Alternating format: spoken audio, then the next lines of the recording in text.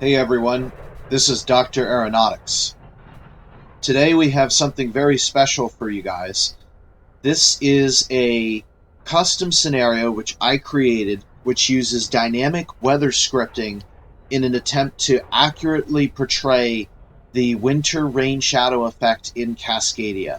We'll be driving an EMD F45 128 miles from Mukilteo, Washington to Wenatchee, Washington. But first, a quick refresher on the rain shadow effect. Okay, we're going to talk about the rain shadow effect now that we hope to see today. If you just want to skip to the train ride, I will put a time here that you can hack to and just get on the train. But I promise this should be pretty interesting as for learning how the rain shadow effect works. So let's see, you have the round Earth here, and let's make that blue. And you have the sun way over here. And yes, I know this is not to scale, but you can imagine it's just way, way, way out in the screen, if you will. So the sun's going to heat the Earth. So, whoops, let's go line. There we go. So you've probably seen this before. You have the heat rays from the sun coming down towards the Earth, and this is the reason why the equator is a lot warmer than the poles. So this is going to cause uneven heat. The fact is that the Earth is going to be heated a lot more in the equator.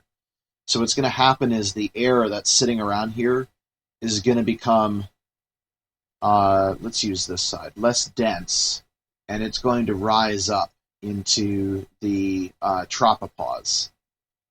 And this is going to basically form a ring of rising air in the equator regions. This, the air is just always being risen up here.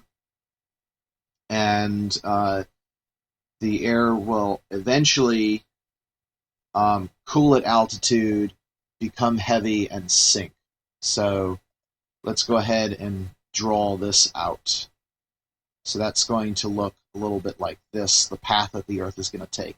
And then right about here, it's going to become heavy and sink back down.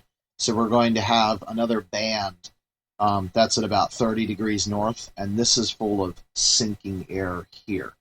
Now, the Earth itself is turning eastward, which is going to look like that. And what that's going to do is that's going to make your objects, so if we draw a star up here, if you're turning this way, it's going to make the object look like it's moving this way. In other words, westward. So what's going to happen is the air that's rising up here creates a low pressure area because there's air leaving here. And then there's air showing up here. So what this is going to be is this is going to be a high pressure area because there's descending air. So it's kind of like compacting a little bit like a compressor.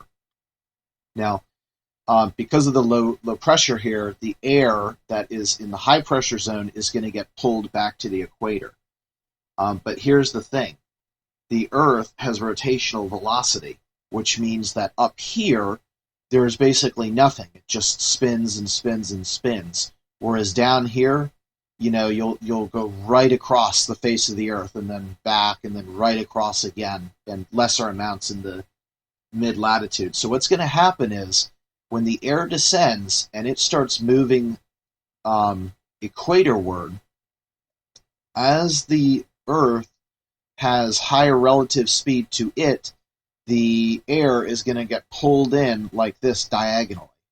And this is going to be surface winds, not aloft winds. I guess I think we can do that now. Let's make the surface winds green. Right? So the surface winds are going to get pulled in. And the same thing will happen to south of the equator. This is going to be, this is going to reflect here. Now, of course, the temperate zone needs to get on this too, because it is also being heated and a little bit less than the equator and a little bit more than the pole. So because the subtropics already have delivered high pressure, some of the air that is here will get pushed northward again, where it too will cool down and be pulled in. So what's going to happen is the air, which is now at the surface, is going to have a faster rotational speed the further north it gets. So what's going to happen is, as it starts to move, suddenly the air will be going a lot faster to the land, and you'll see this effect going on.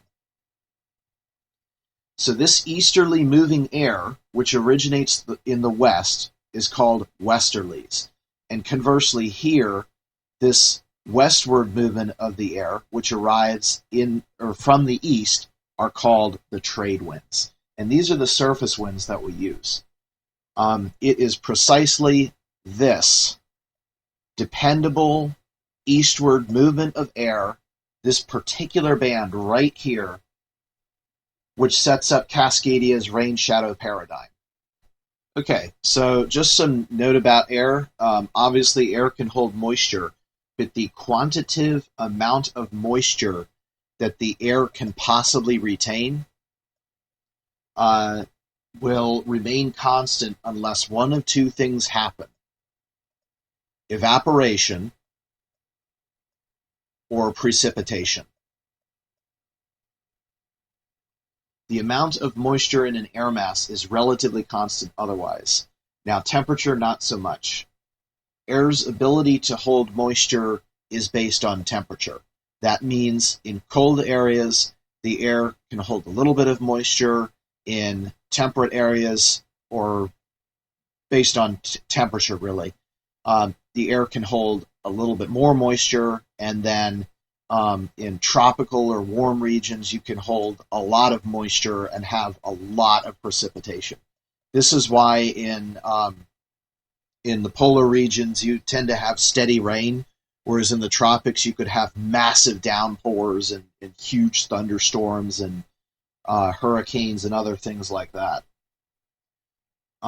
So the lower the air temperature, the less moisture the air can hold before it saturates. And when it saturates, it has to precipitate in order to keep the balance, because the air simply cannot hold any more moisture.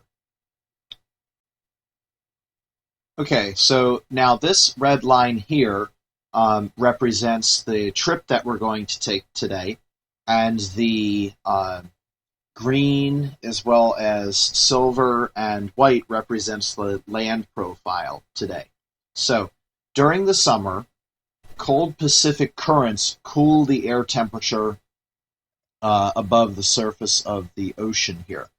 So the air here is cold, and despite the fact that the sun is shining down on the ocean, because the currents come down from the Arctic, they push the warmth of the sun away and replace it with Arctic coolness. So the air will stay relatively cold over the Pacific even during the summer.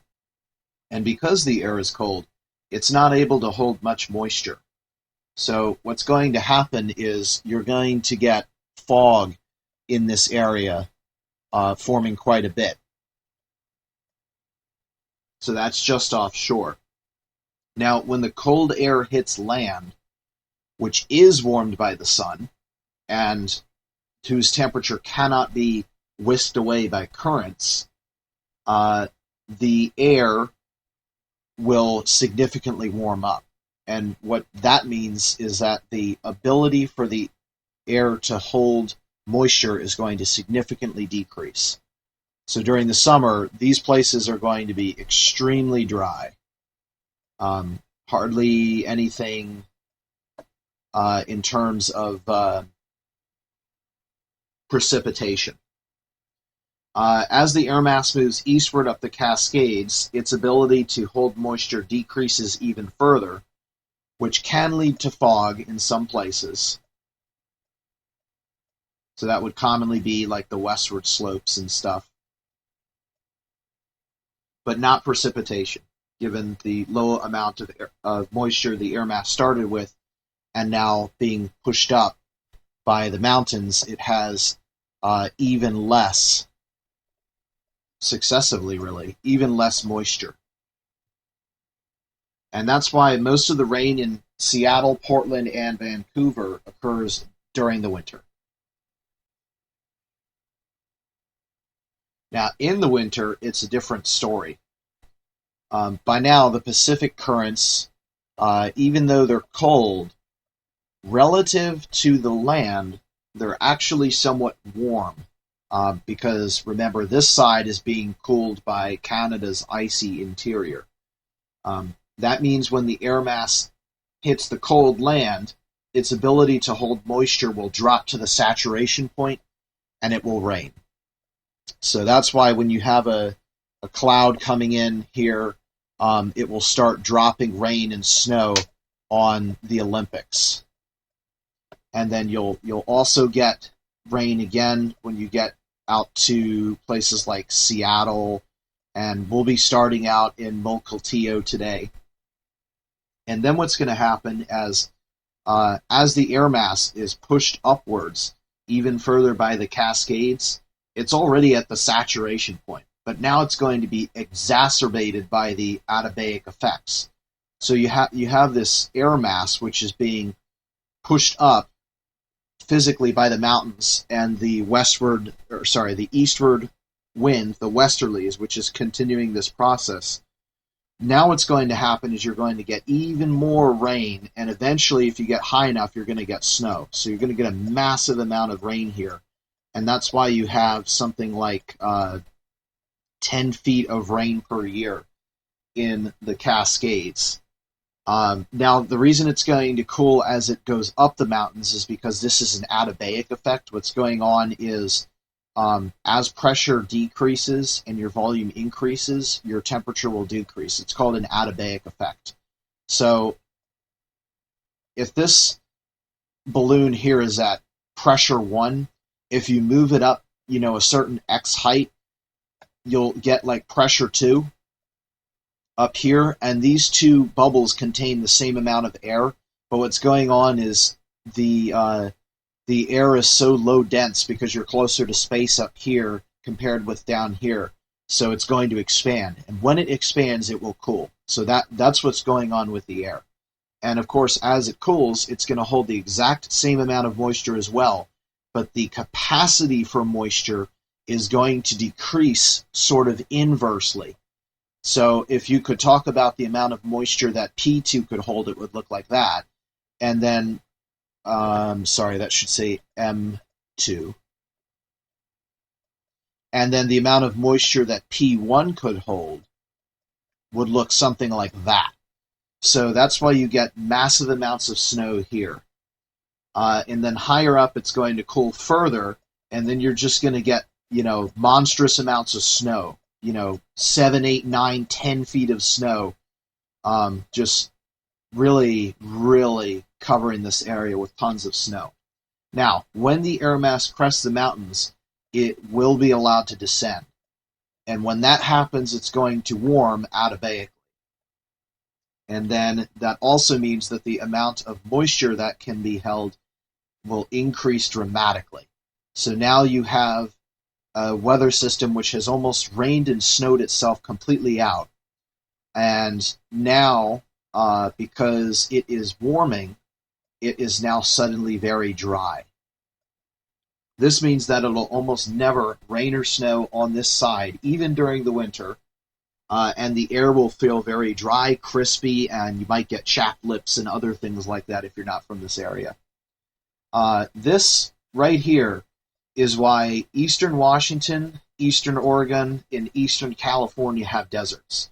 And this will actually start a ripple effect that will last geographically all the way onto the plains of the Dakotas, Nebraska, Kansas, Oklahoma, and Texas. The dry air mass source is one of the ingredients to form the tornadoes in Tornado Alley.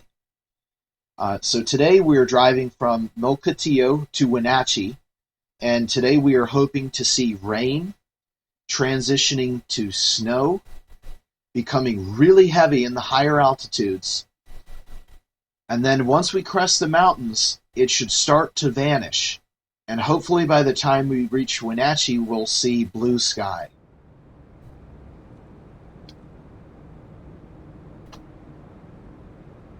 Okay, here we are, and this looks good to me. We're looking at Puget Sound right now, and it looks like a pretty good rainstorm is going on.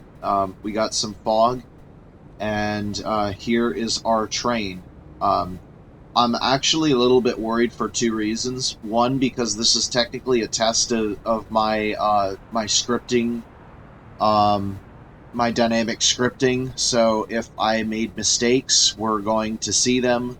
So I hope it's not a tremendous waste of time. The other thing too is we only have 3 F45s pulling approximately 100 cars of freight. So we're a little bit, at least I am a little bit concerned that we are not going to be able to make it up the Cascades. I know this train is good at least to a 1.6% grade, but we're going to see rolling gradients to 2.2% with excursions up to 4.6% or something like that. So, yeah, there is a chance that we might have to decouple a portion of the train and leave it on the eastern or the western slope of the mountain. Anyhow, we will go ahead and get started now. I'm using the MLW's sound enhancement pack, which also does wonders on the physics as well as scripting of the train. So we'll go ahead and start now, and that's an unconventional process by pressing and holding the Y key.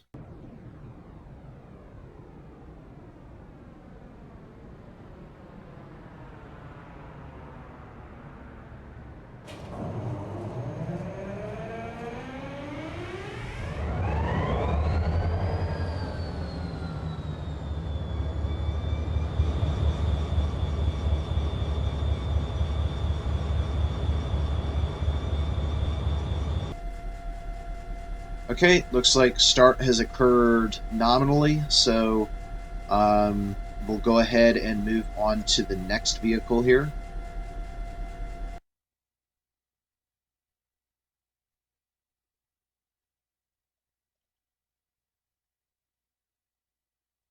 Okay, and that is now starting.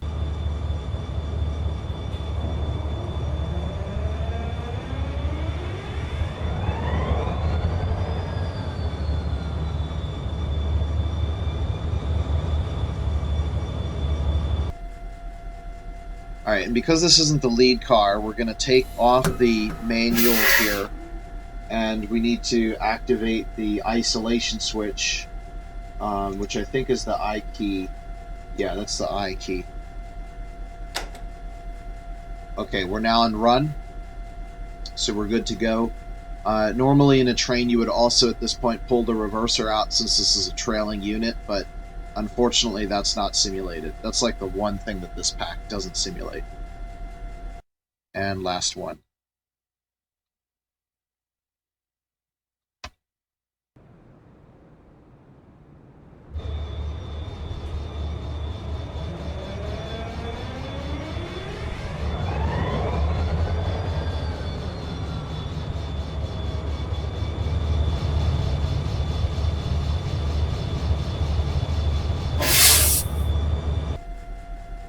That's not true. The other thing that this pack doesn't simulate, or at least it doesn't work on my machine, is the starting noise from the inside.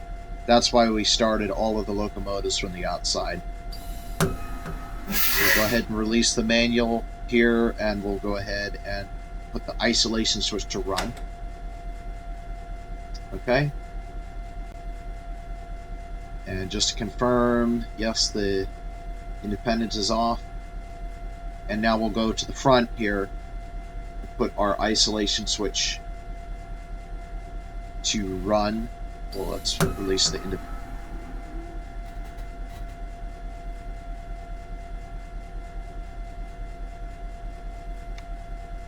And now we can move the isolation switch. Good. So I'm not actually certain how long it's going to take, because this is a majorly underpowered train and we're going into a very, very overpowered mountain range. So Yeah, we're gonna have to see how that works. I don't know if we're going to be able to like I said, top the mountains. I'm estimating this is probably going to take about 5 hours. It could take even more, especially if I have to drop part of the train.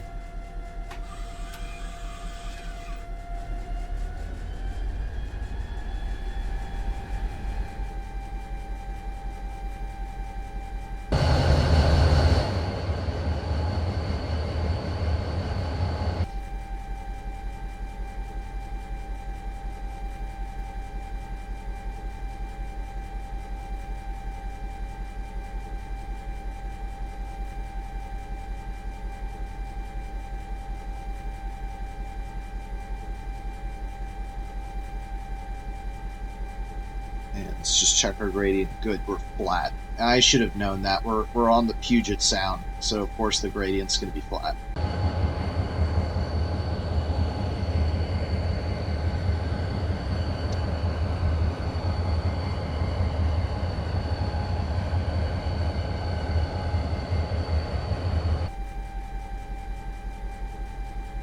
Let's see, do we really want full headlights? I like it better with dim.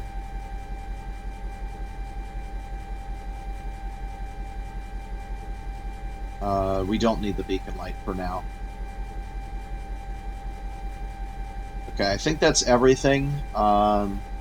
Just make sure there's nothing else. Okay. We should be ready to go.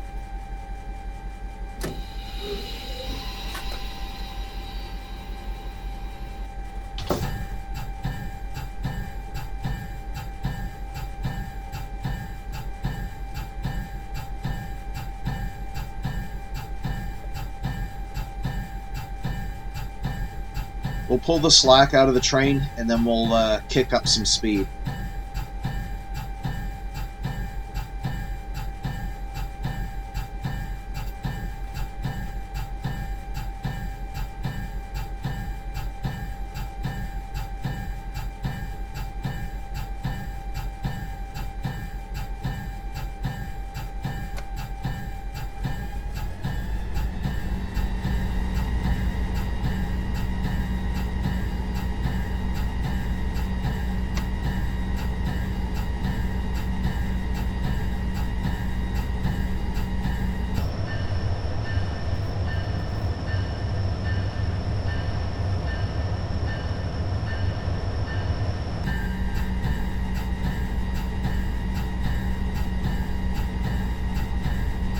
I'm going to try to do this mostly blind here. So let's see, we're 35 miles per hour for the time being.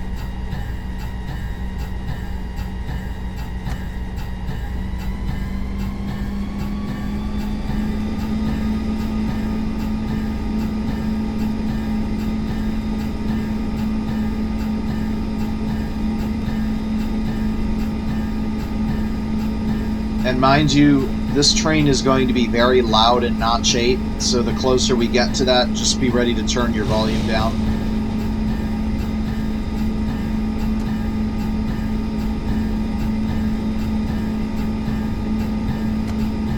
One of the things that this train simulates is miss switching. You'll notice we went to notch 4 and nothing happened.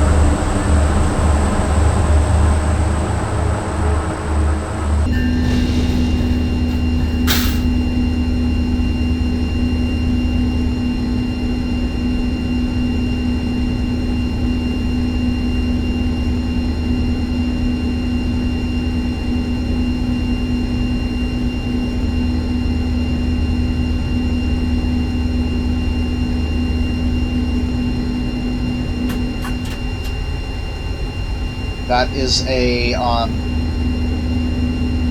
circuit switch for the traction motors to, we'll get a little bit less power now. That's so that we can handle mountain grades better. But obviously at this speed, we don't need that anymore.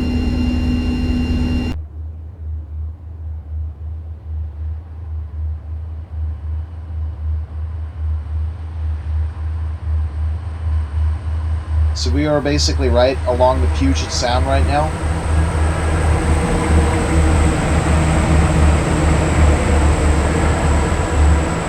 And the Boeing factory is actually just inland, up that hill.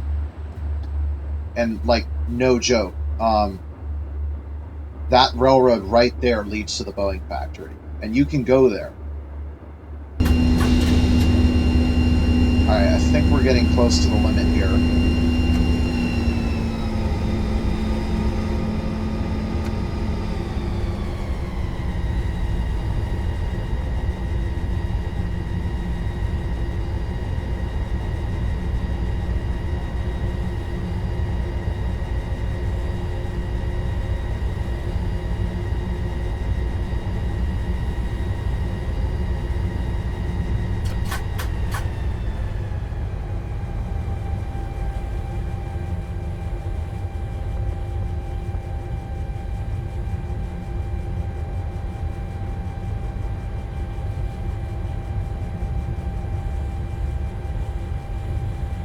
Okay, we should be beyond the 50 sign now.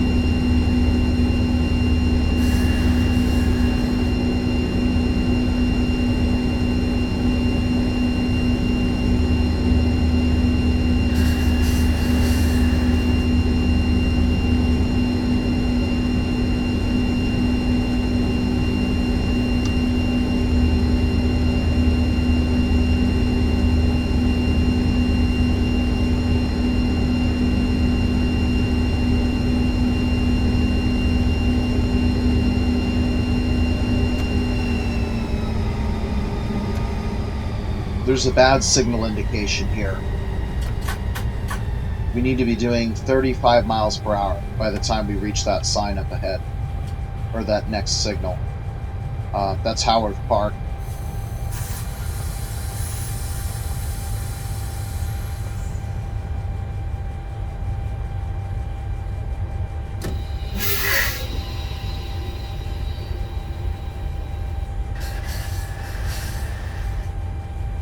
And very soon after that, the speed limit will drop to 25 for Everett.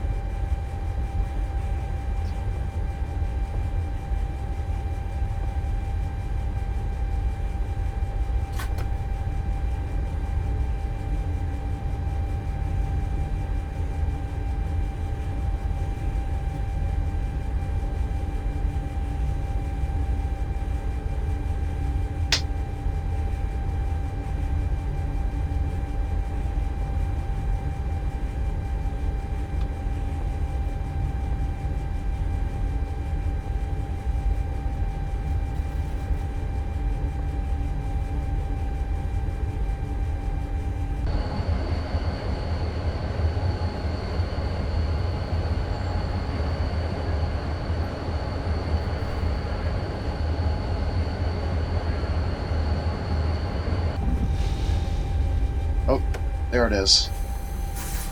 Got away from me. I was trying to look for it there, and I didn't see it a couple minutes ago, which is very strange.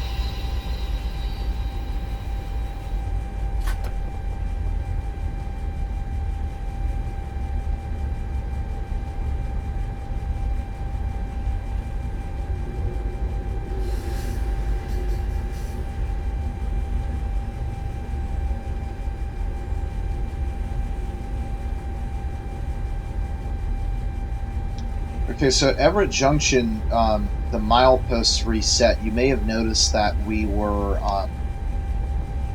at milepost 30, and we'll pick up the mileposts counting out from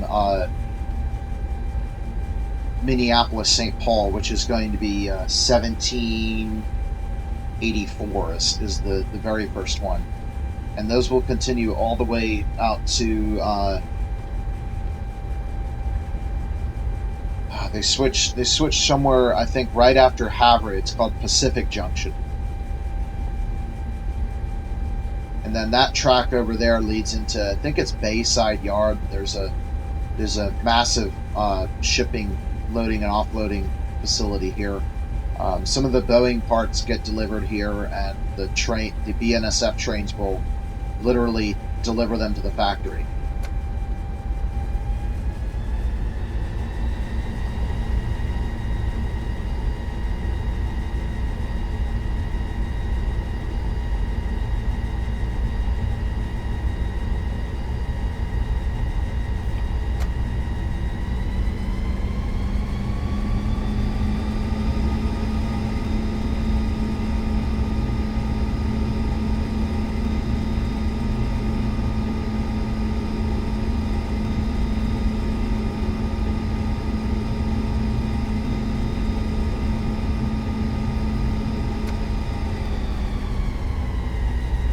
There it is, 1784.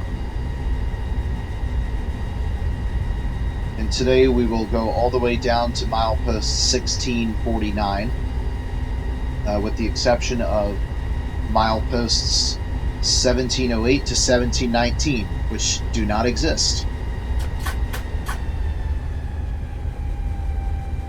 This used to be the old Amtrak station for Everett.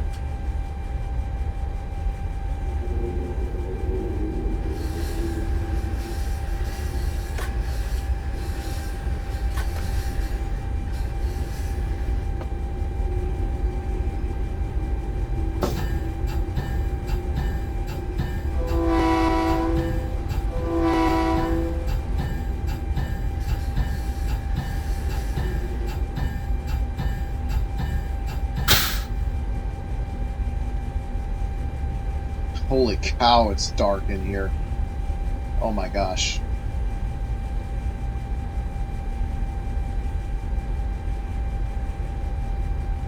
Well, at least it's red. I mean, that preserves night vision. And I can actually see just about all the controls that I need to, which is important, and nothing else, which is kind of what you would want in a situation like this. You only want to see what you need to, because extra light just ruins what you would otherwise be able to see if there weren't light.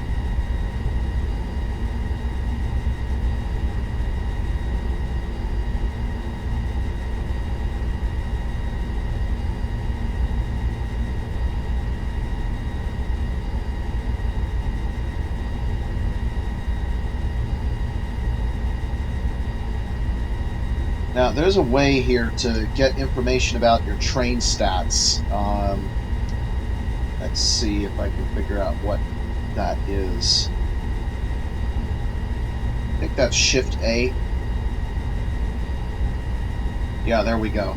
So the train is 6,144 feet long. So after we pass a milepost or something like that, we have to wait one more milepost before we're 1,000 feet from being beyond it.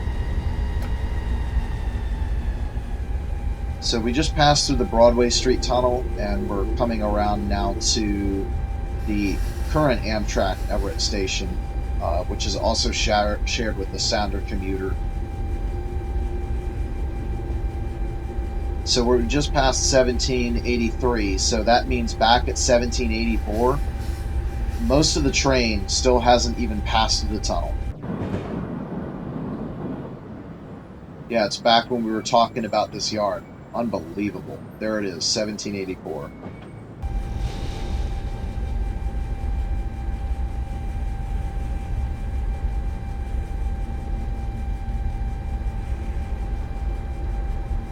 If it was a clear day, you would be able to see the Cascades right about now out this window, looking in that direction.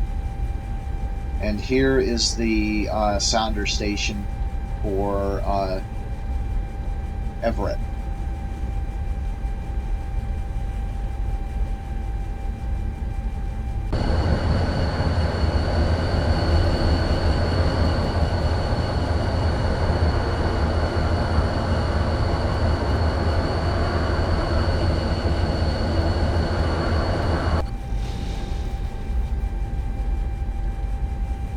Now there is a track loop if you take up by the Bayside yard, and it comes back down to another yard along the Snohomish River, which is Delta Yard. And we're going to meet the tracks from that yard at PA Junction, which is a Y that we're just now transiting. And then you should be able to see the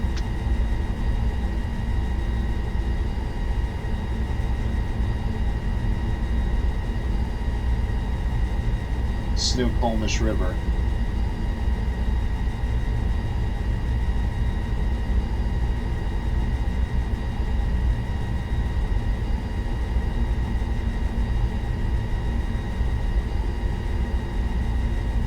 Sorry, Snohomish River. I always get mixed up because they do a bunch of name combinations. It later becomes the Skycomish River after it splits off from, I think it's the Snoqualmie River. Yeah. So the currently named river is just a kind of like a combination of both of them.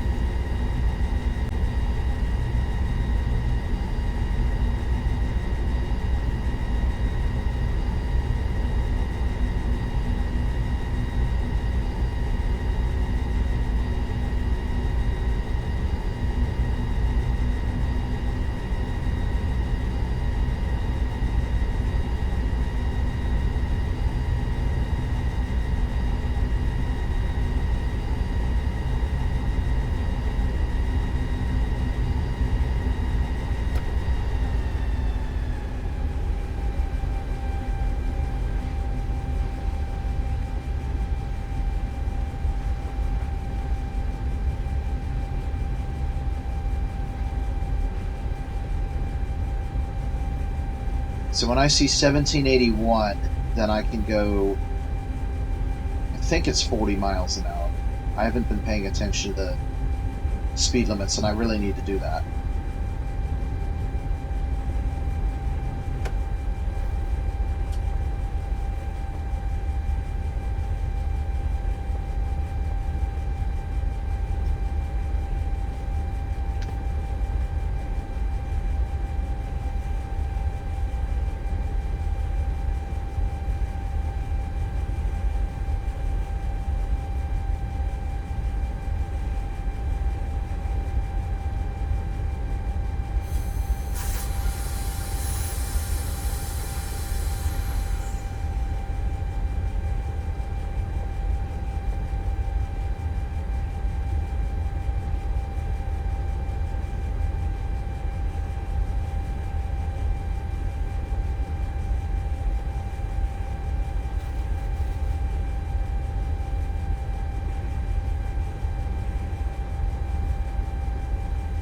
Not exactly sure what's going on with that sound. It hasn't been doing that previously. I've used this train on trip through Marias Pass, or Marias Pass, and I haven't had the issue there at all. The good news is it's pretty infrequent. And of course, as soon as I say that, it's going to start doing it more. Hopefully it doesn't do that when we get to notch 8, because that would kind of be like a gigantic troll. Oh, mileposts. This is 1781. Actually, no, that's a whistle.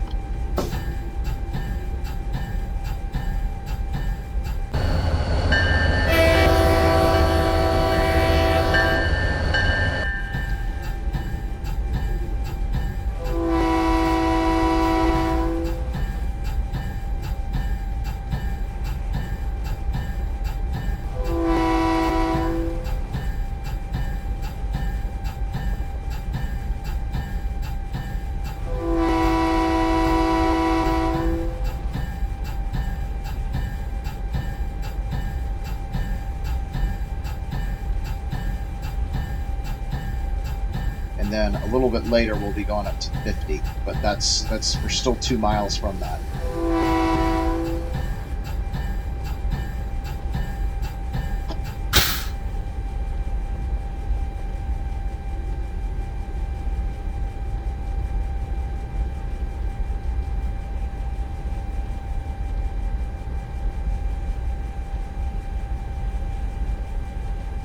It is crazy to think right now that if everything goes right with the scenario scripting, we're going to see blue sky by the end of this today. I mean, that's insane.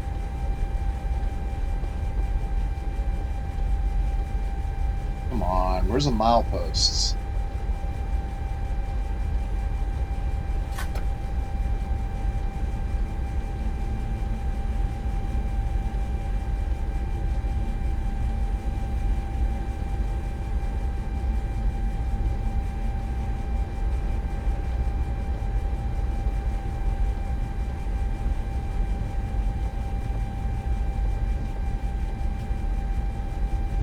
The thing about this train is, if it's flat, we can get up to speed pretty quickly.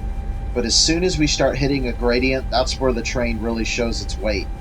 That's why, you know, so far you might be like, well, yeah, it's kind of slow, but I don't see any issues with it, you know, not being able to make it up the slope. Well, that's because we've been at 0% pretty much the entire time. Except the entrance to the Broadway Street Tunnel where we were at 0.5%.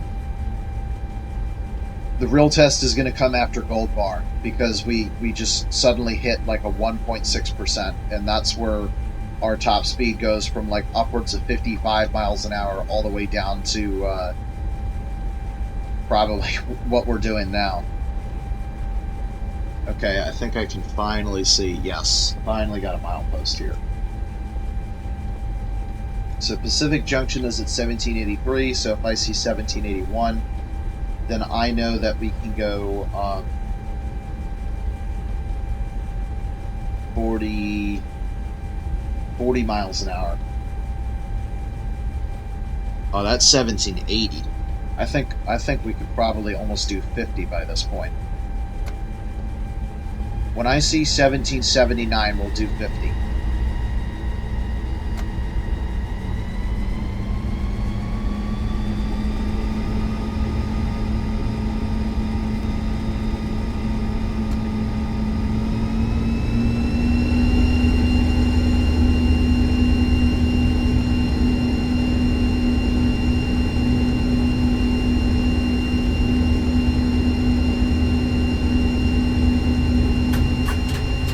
That was Wood Creek that we just crossed.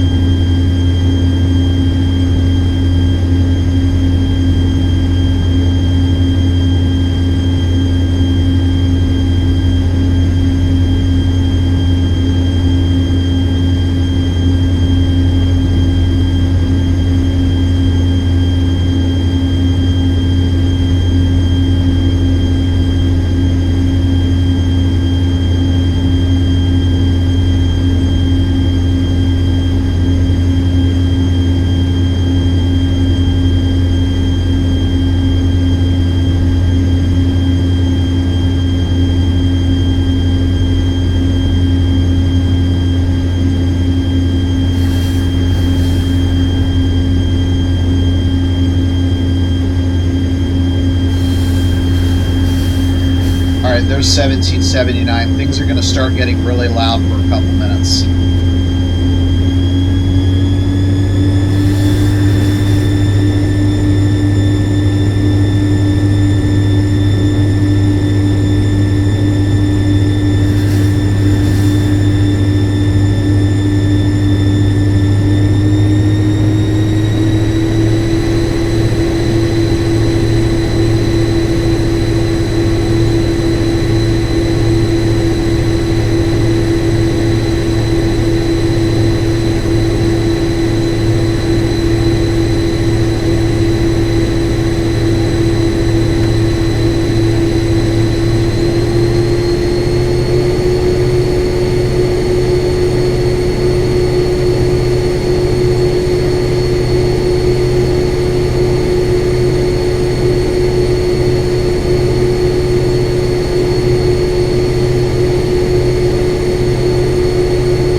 Now you see the weight of the train.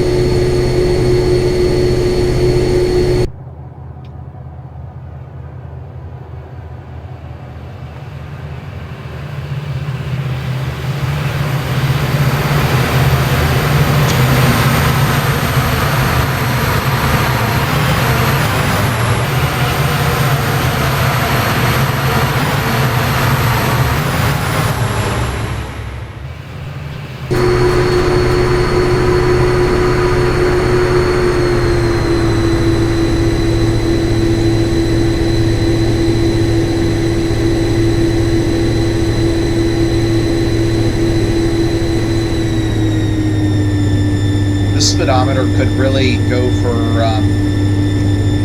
adding some thicker lines on the 10s instead of the 20s.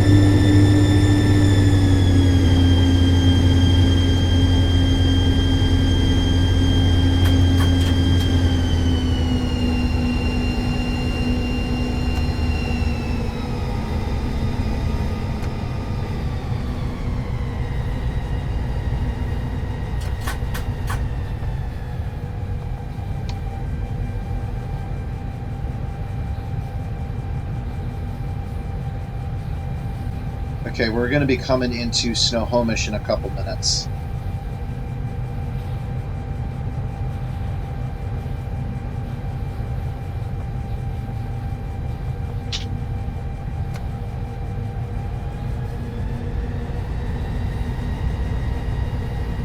So what I think is going to happen on this trip is it's going to be a mix of loud and quiet as we go up and down from the town speed limits. Like Monroe will slow us down again, and then we can go fast again. And then as soon as we hit Gold Bar, it should be extremely loud the whole way up until we reach Skykomish.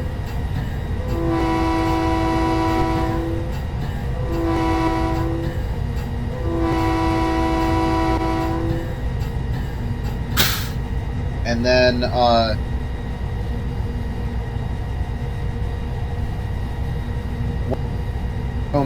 there should be a little bit of a lull in the action, and then as soon as we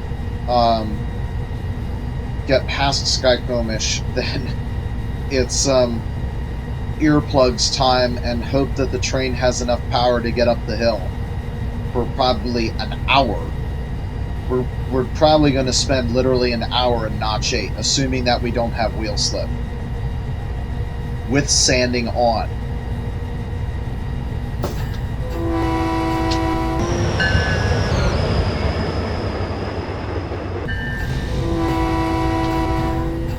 It's kind of strange. It goes from 50 to 45.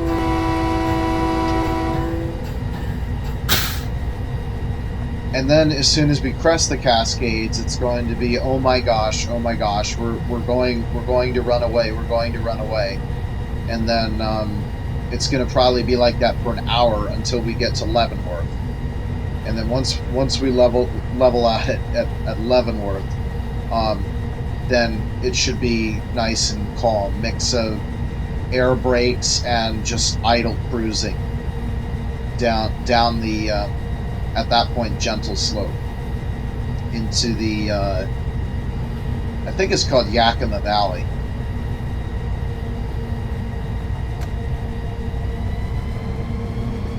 And we just crossed the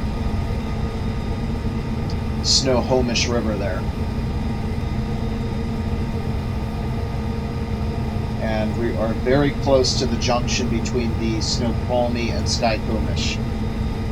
And by the time we see it next time in Monroe, it will have evolved into the Skykomish River. And we'll actually be following this river more or less all the way up to its source, although we won't get to see the source because it'll be above us. We're going into a tunnel. And its source will come from a location above the tunnel.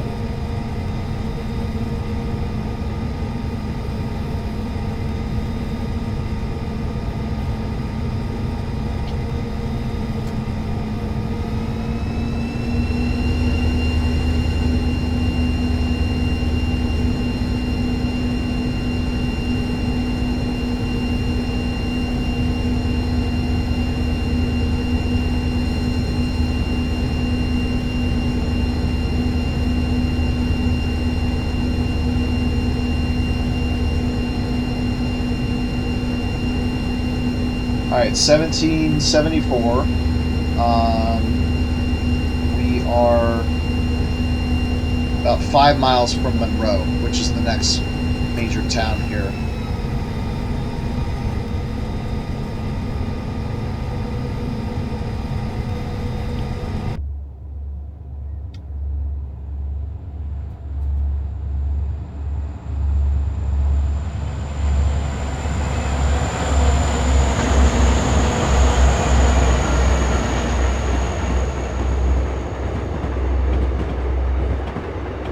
I would love to just show the entire train, but I'd have to put the cheat menu on because I'd be missing important signs. And I also couldn't keep an eye on my speed either. Like right now, we're speeding.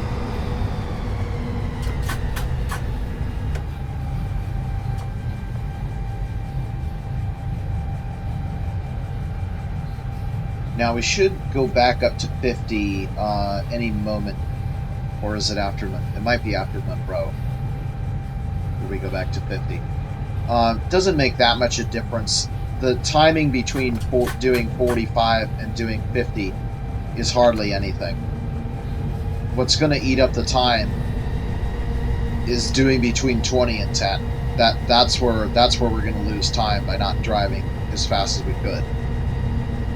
Already 45, so maybe I probably missed it while we were doing the run by a minute ago. We'll just keep doing between 44 and 45 for the time being.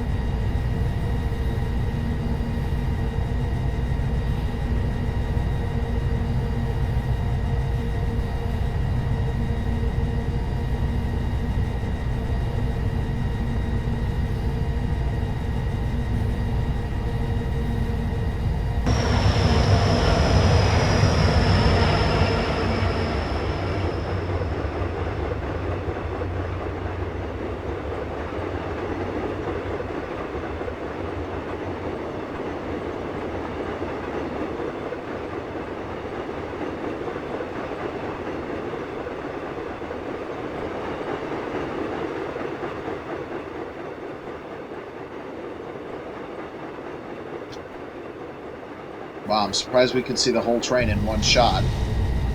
or I guess it's technically 2 shots, but it's from one location.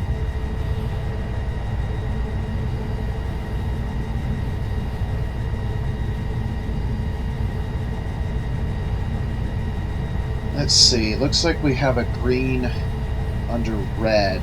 That's for a diverging clear. I believe I set the path up to take us the proper way, although actually at some point I will have to set the manual junctions in Wenatchee. I might take care of that once we get past Gold Bar and go into the Notch 8 zone.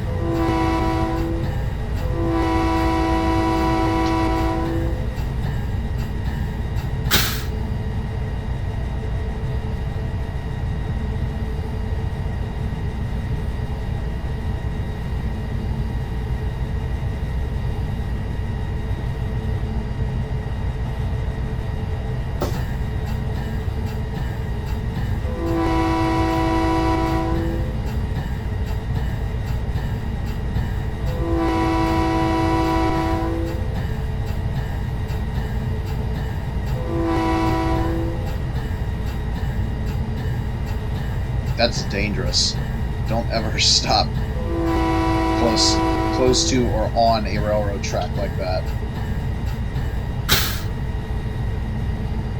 And I didn't see anything wrong with what the white car was doing, but I guess what I saw was the potential for the next guy that backs up after the white car to...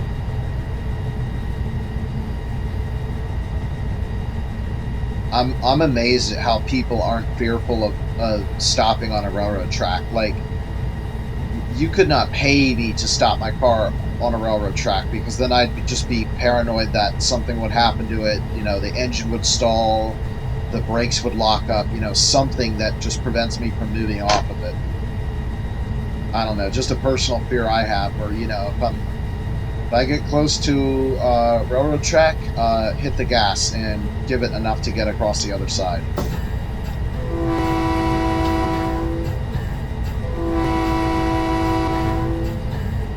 Coming into Monroe now.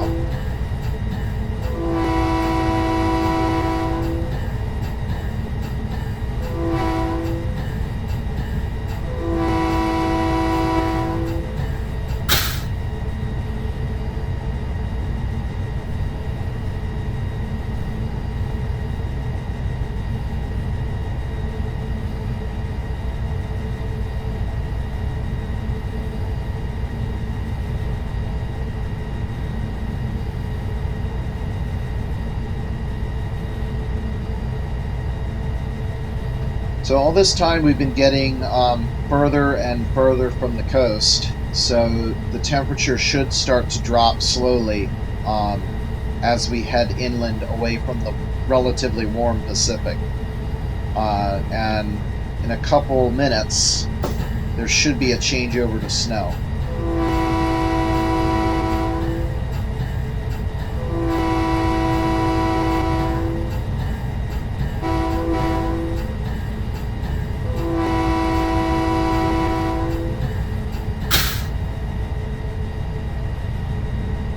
Once we get back to, or past Monroe, I think we go back to 50 miles an hour.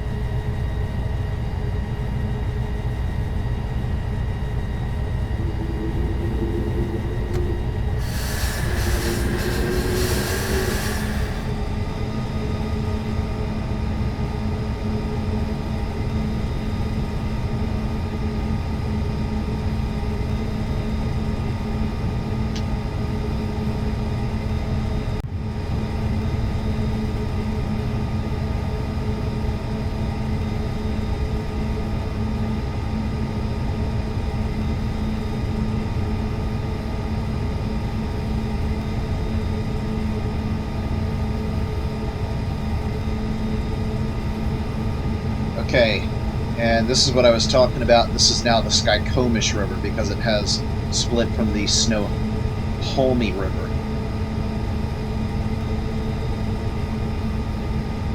Wait a minute. Snoqualmie, right? Yeah, Snoqualmie.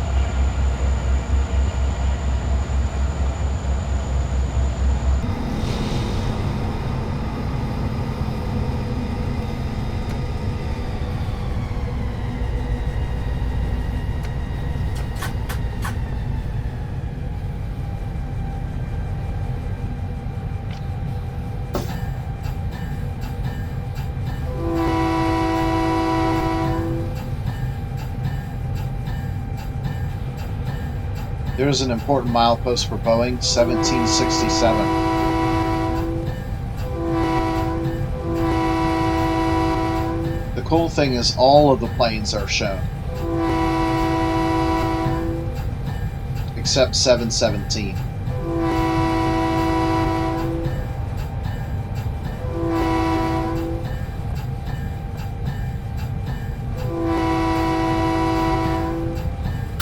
You got 777, which we missed. There's 767, 757, 747, 727. The only one that we will not see is 717 because that milepost does not exist. And 1707 is in the Cascade Tunnel.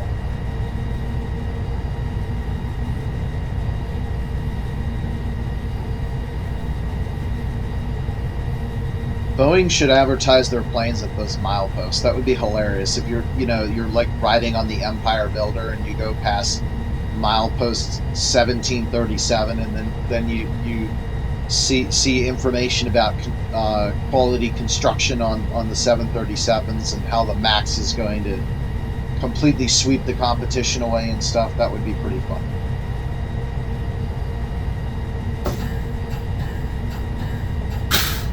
You place the advertisements where the train's going to get the red signals too, so that they have minutes to look at it.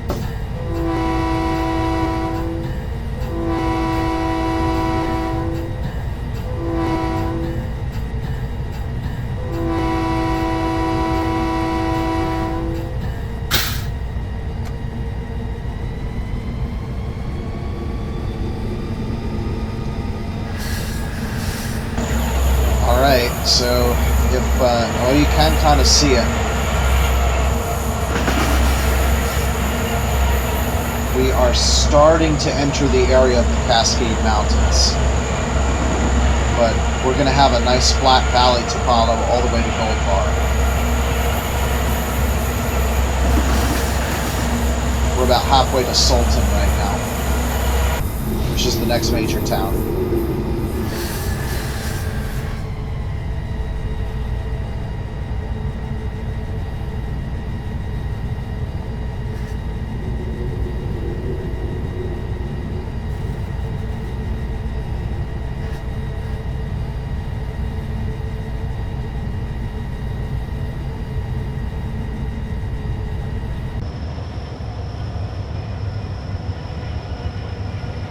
$1765, so we are 4 miles to Sultan.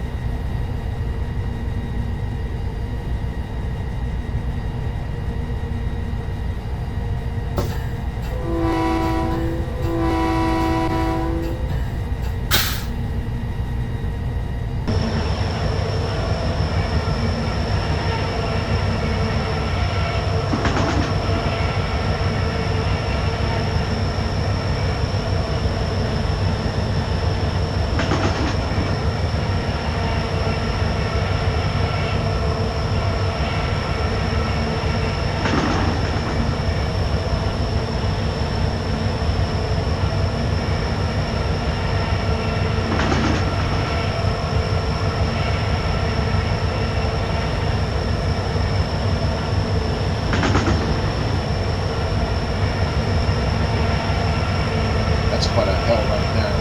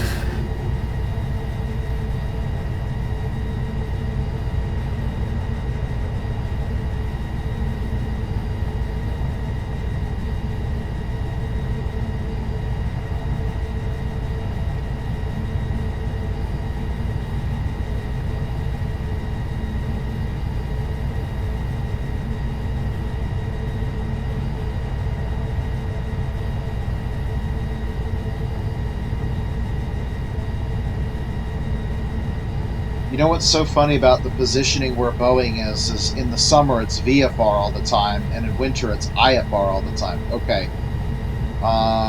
So I need a milepost. We're going to assume that we will have gone 1,000 feet by the time we hit the next milepost. So we'll add one to whatever we get there.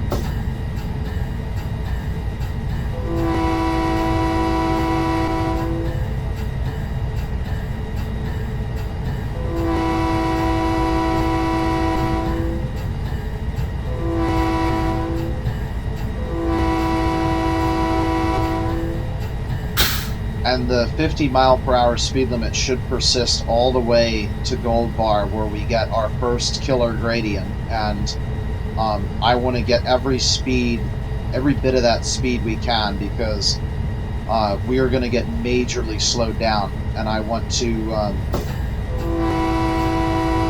delay that as long as possible. And really hoping we don't get wheel slip, because if I have to use sanding on both hills, there's going to be a problem.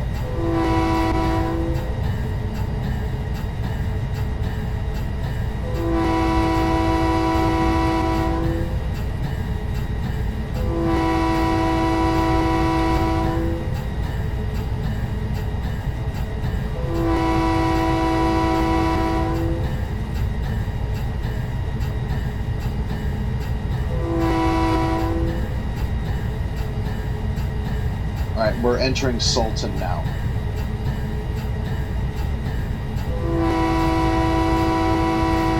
And we're about to cross the Sultan River, the mouth of which goes right into the Skyclomish right here.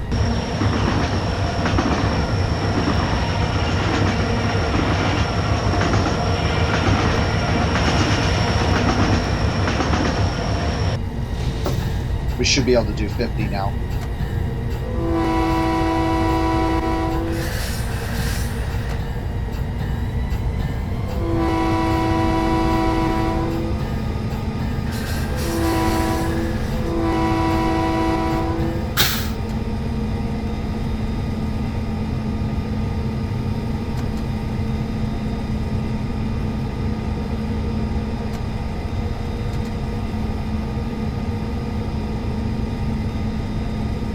Seriously?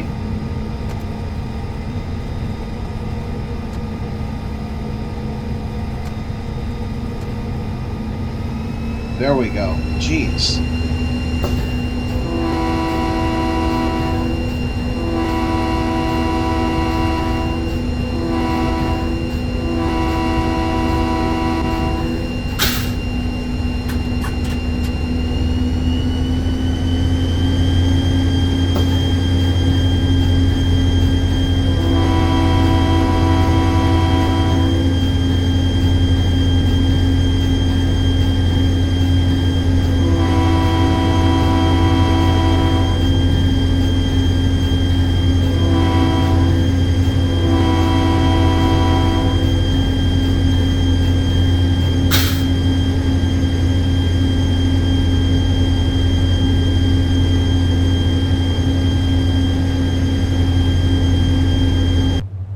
to the Wallace River now.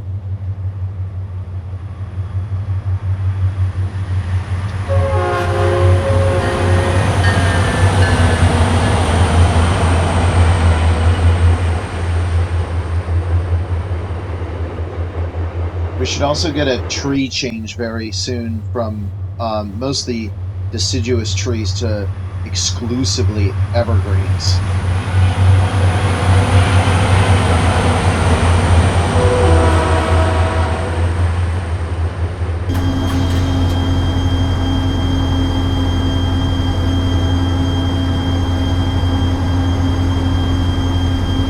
Let's see, looks like we're doing 48 right now.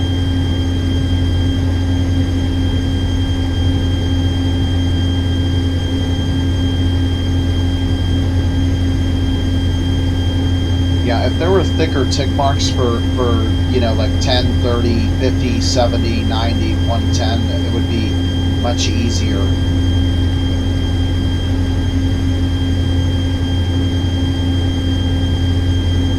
To figure out how fast we're going.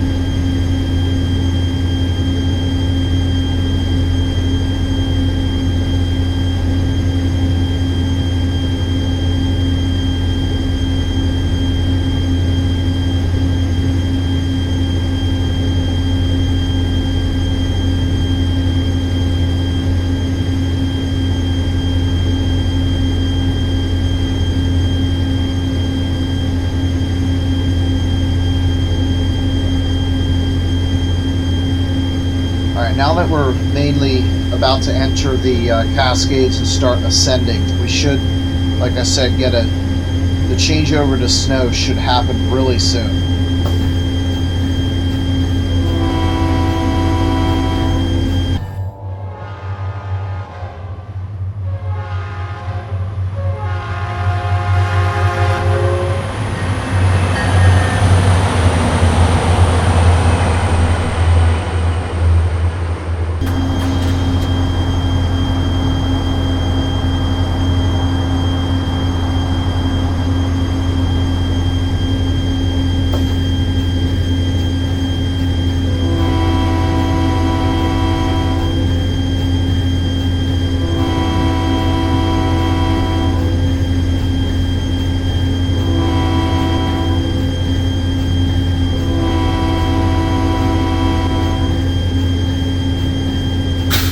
Crossing the Wallace River again. No, we actually made it to 50.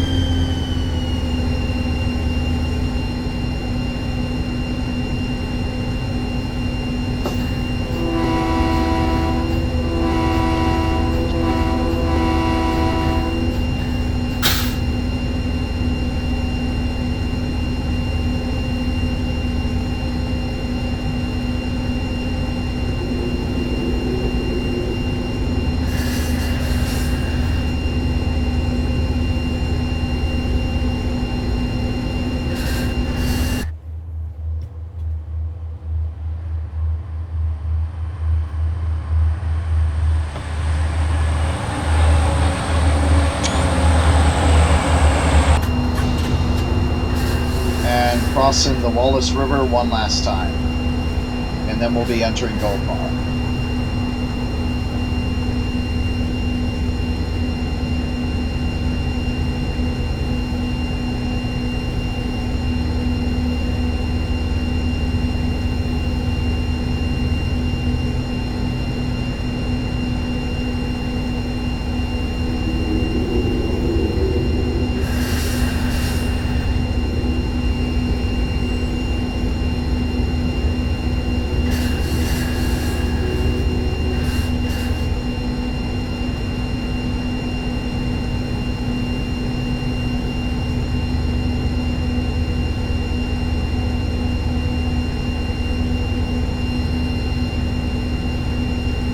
We're nearing the very steep slope.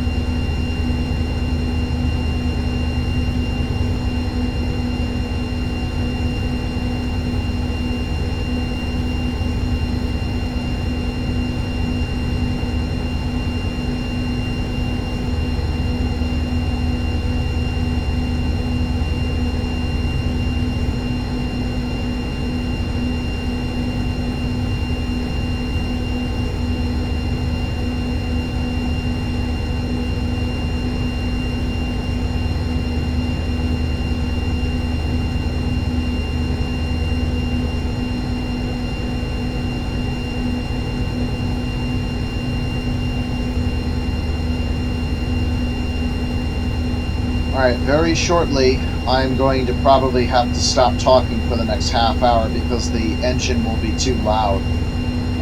We're coming up to the 1.5%. And this will persist for a long time. Also, we are moving through a weather system here from one to another.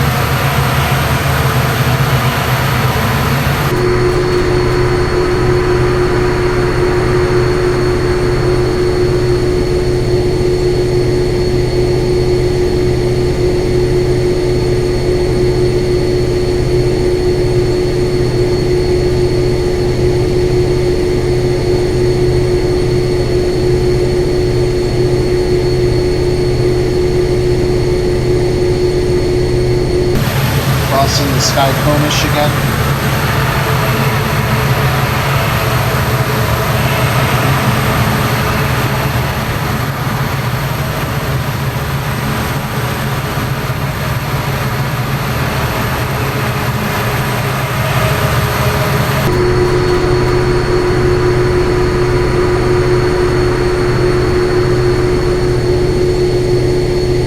I'm going to keep a close eye on this.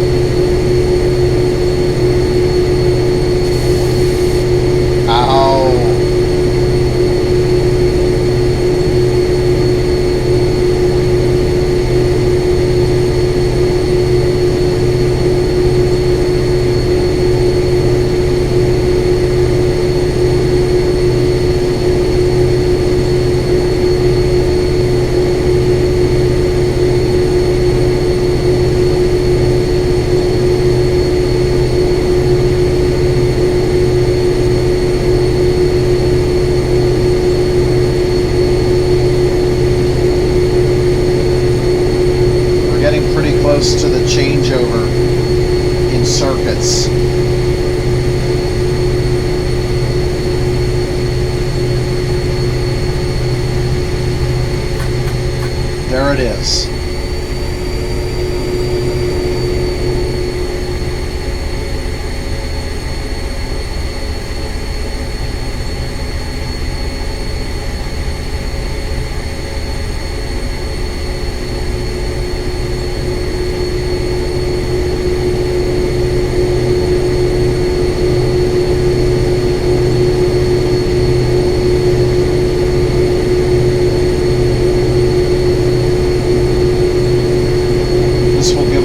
power to climb the hill.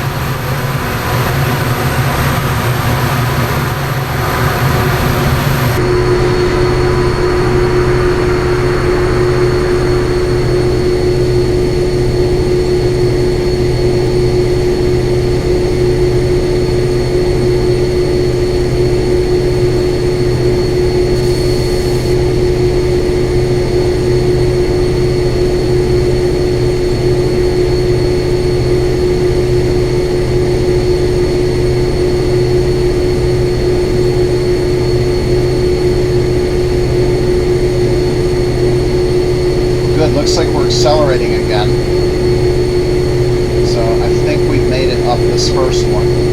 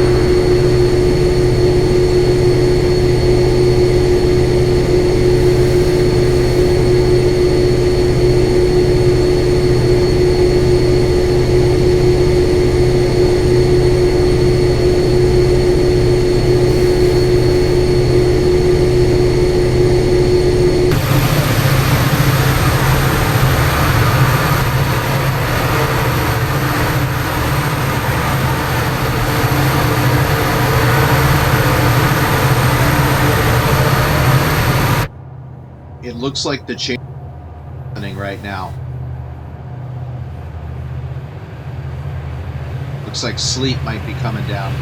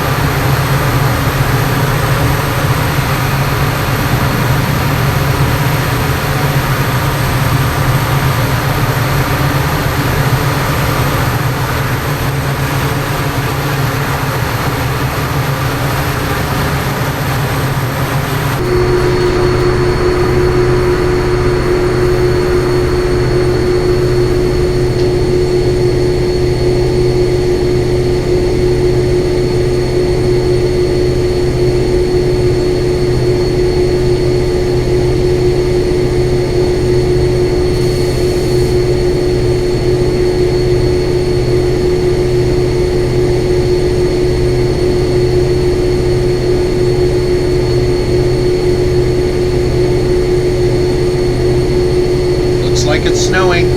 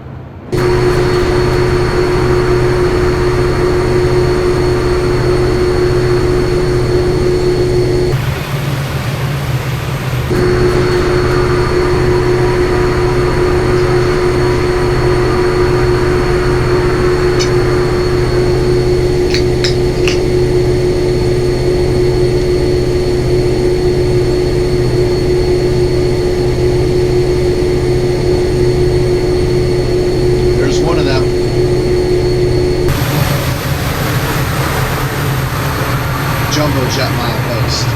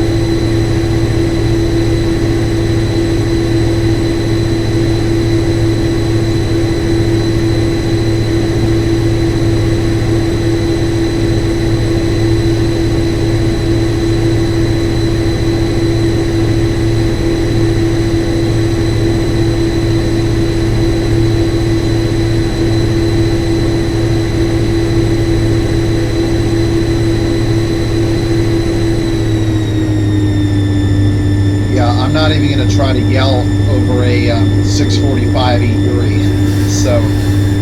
So right now we are about 7 miles from Bering, and 3 miles from Bering and 10 from Skykomish. And Skykomish is where everything goes crazy. Monster snowstorm, 2% grade. We're gonna see what happens. That's gonna be really interesting.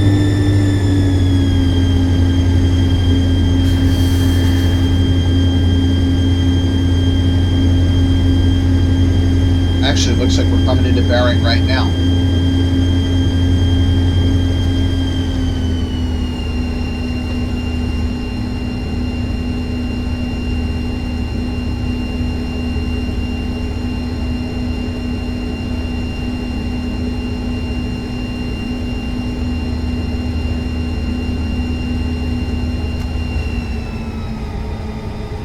I give us 4 to 6 against for making it up the hill after Skykomish.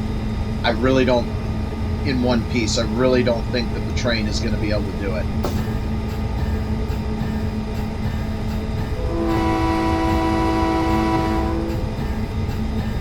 We're going to see rolling gradients almost twice as steep as what we've seen thus far.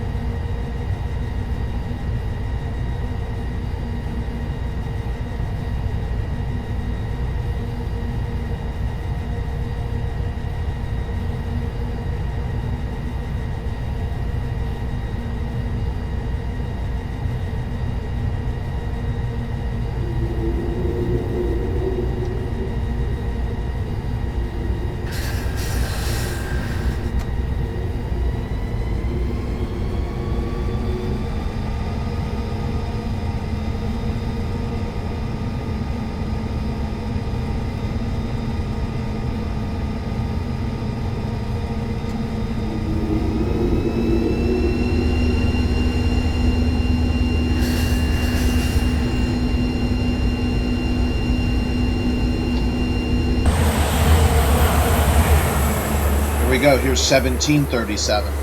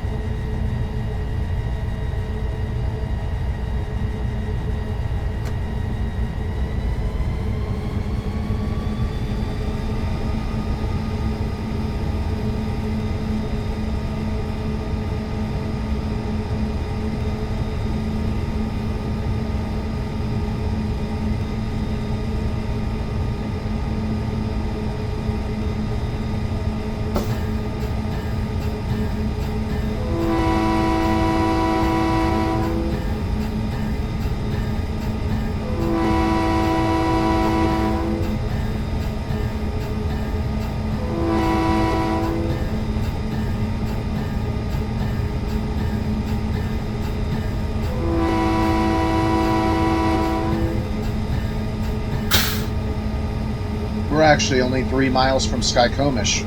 I can't believe how quickly we made it up here.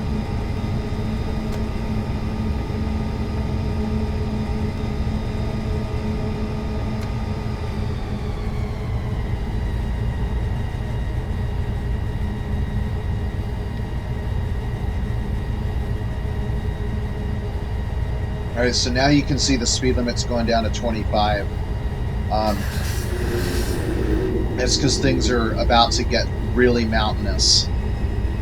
Like I said, we're going to be in Notch 8 for probably an hour, if not more. And I am seriously concerned about the train not being able to make it up the hill in one piece.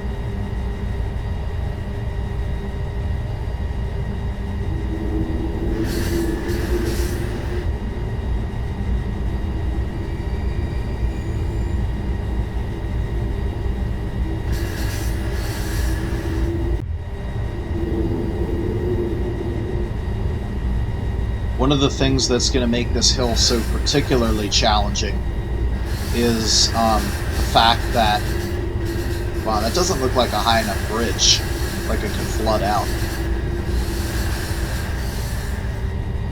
Is that we're going to know probably right away whether or not we're going to make it up that hill. But it gets steeper the further you go, and the last transient is right before the top. So if we see the sign West Scenic at about milepost 1721, we'll know we will have made it. Until we get past milepost 1722, and I mean get the train completely past it, because that's the hill I'm concerned about, I don't know if we're going to make it.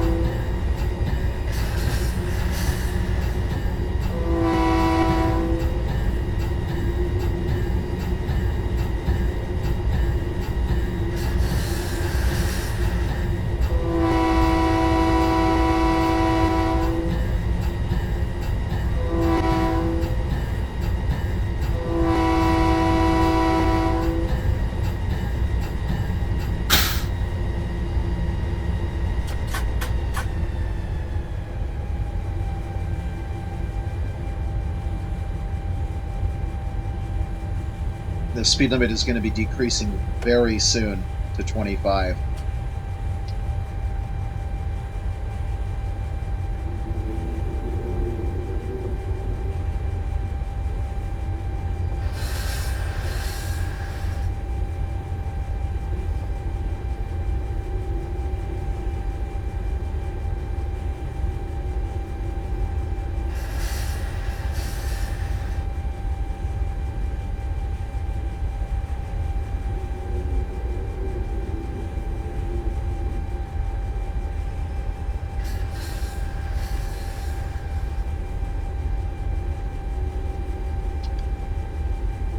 And that's right now, actually. And this is Skycomish. So at this point, the Skycomish River is going to break up again and no longer be called the Skycomish. It's going to break up to the Beckler River as well as the Foss River and the Ty River. And we'll follow the Foss River before abandoning it, turning around and following the Ty River.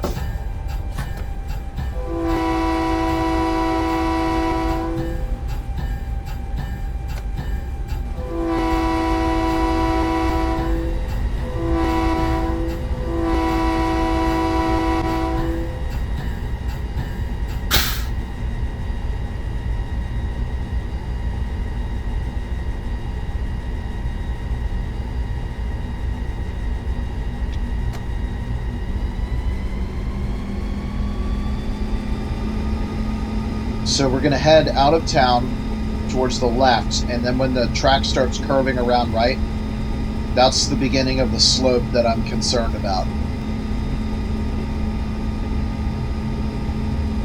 And probably where the storm is going to go crazy.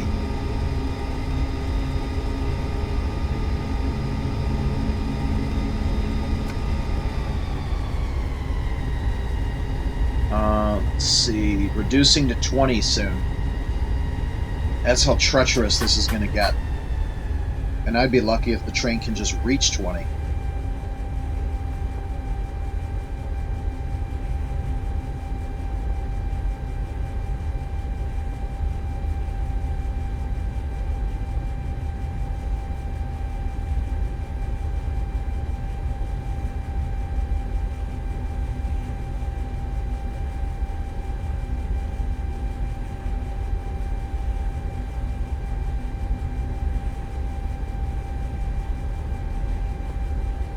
So after this point, there's not really much to speak of until we get to we're about milepost 1731.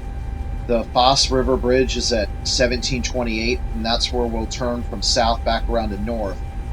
And then after that, it's basically uneventful, just going up and up and up and up until we hit milepost 1722. That's the biggest, or the steepest hill of them all, is it? And then at 1721, we'll arrive at hopefully at West Scenic. And at that point, I can begin notching down the throttle, hopefully, and then begin talking again like I am now.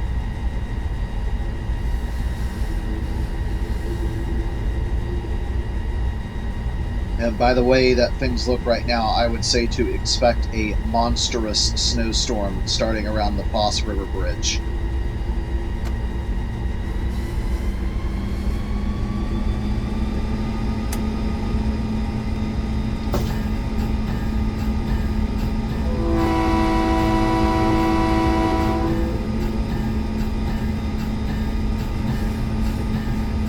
I think this is it right here.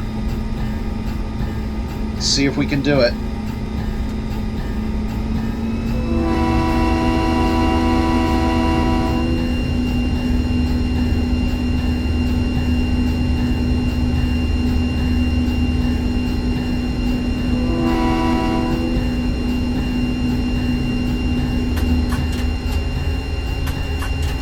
Whoops, whoops, whoops. Wrong button.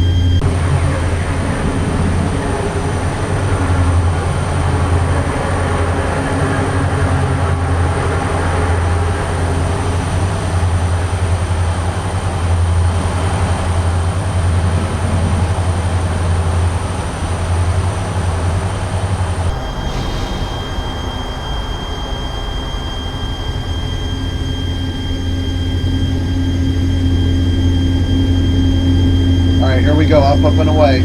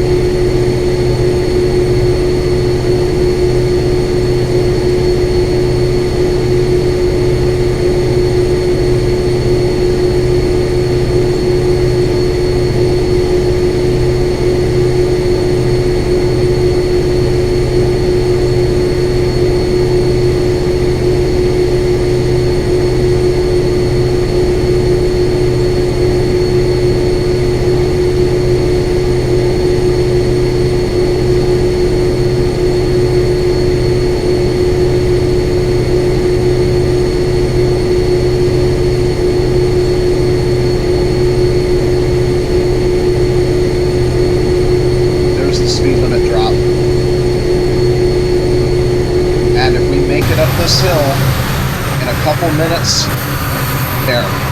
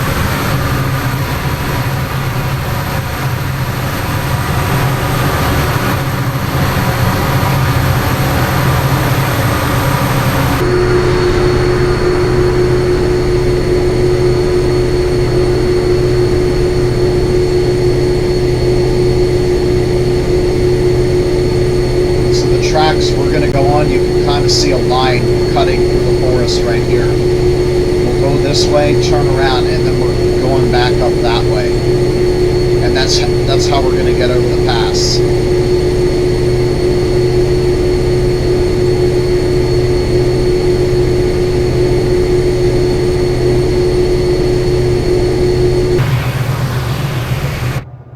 Well, at this point, we're doing 18 miles an hour.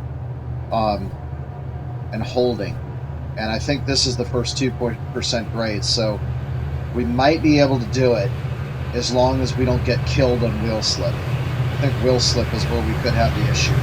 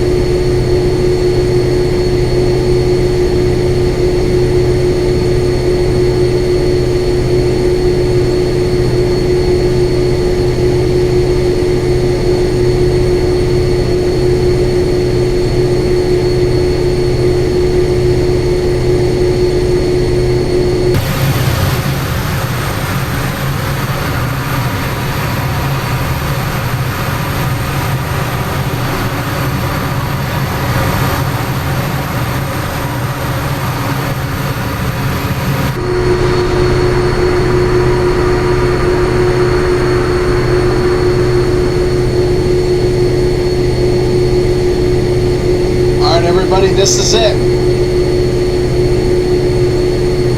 The already wet air mass is being driven up the mountain like crazy. This is as crazy as it gets. 5, 6, and 7 feet of snow fall in just a couple days.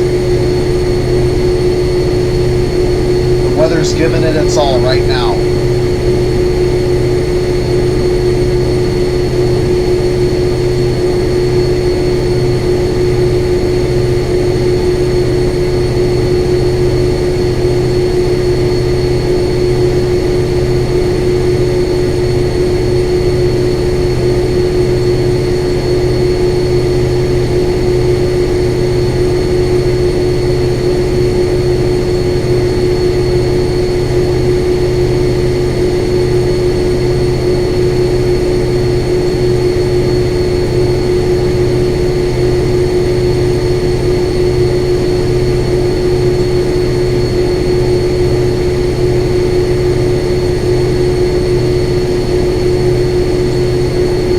At this point, I'm going to say I think we can do it. I would have the GP38-2 and its consist coming up this hill at about 18 or 19 in notch 7. And I think we can do it. Wow, the fog's getting really thick.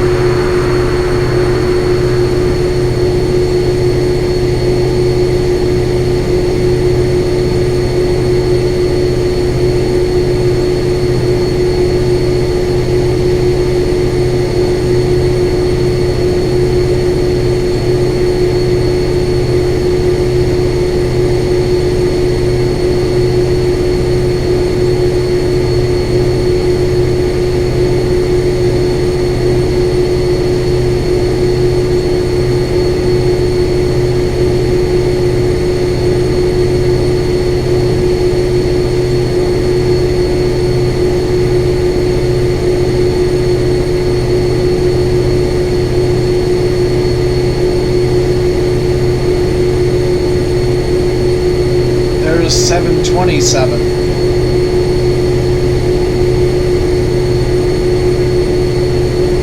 That means we are 5 miles from the steepest hill.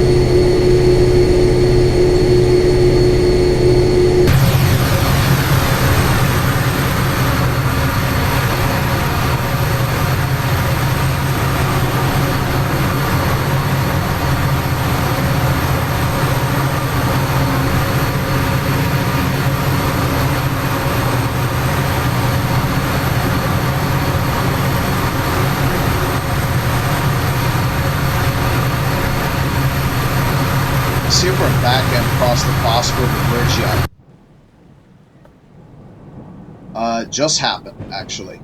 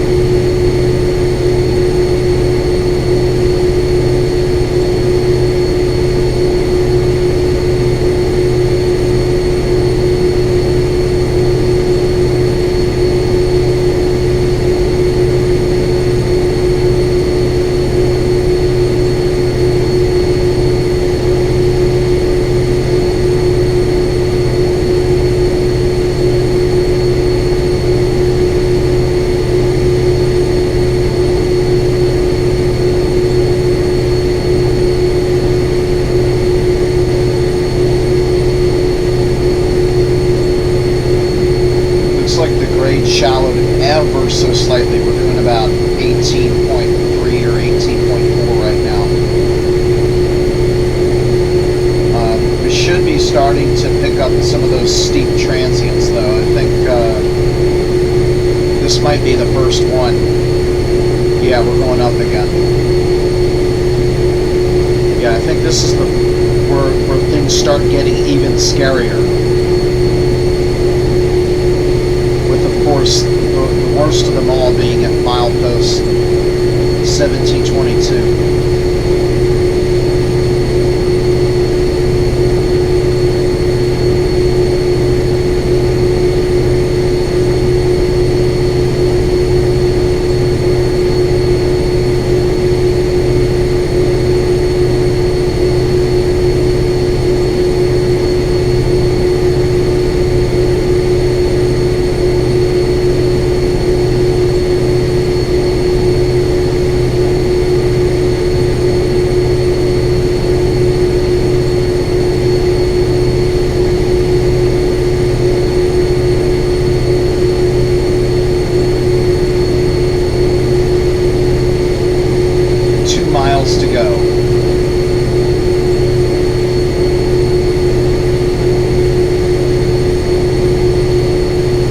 Like I said, if we make it past 1722, the whole train will be able to make it.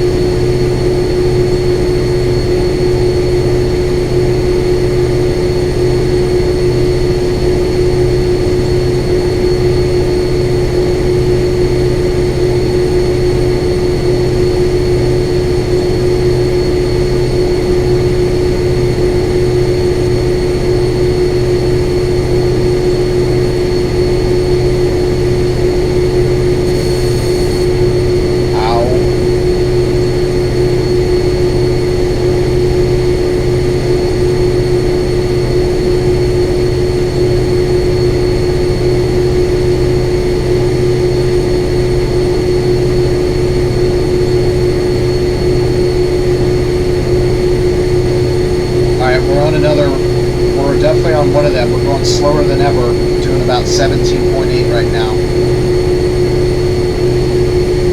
1723, we got 1 mile to go.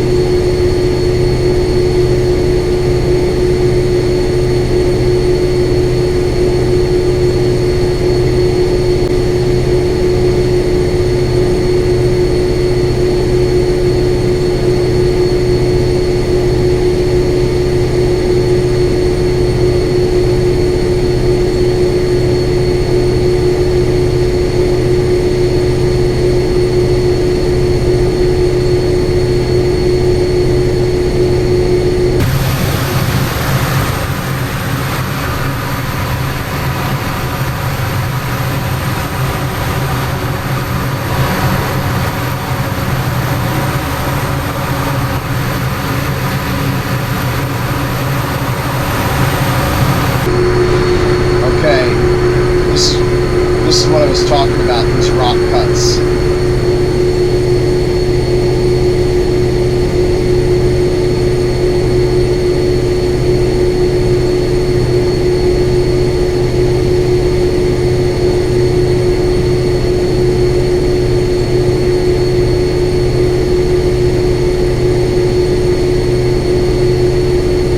That might be it right there. Yeah, I think this is it. Cross your fingers.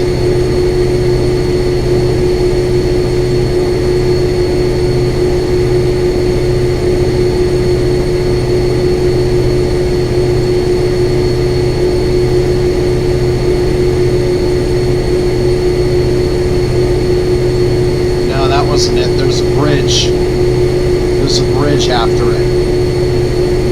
Do not think it was this one.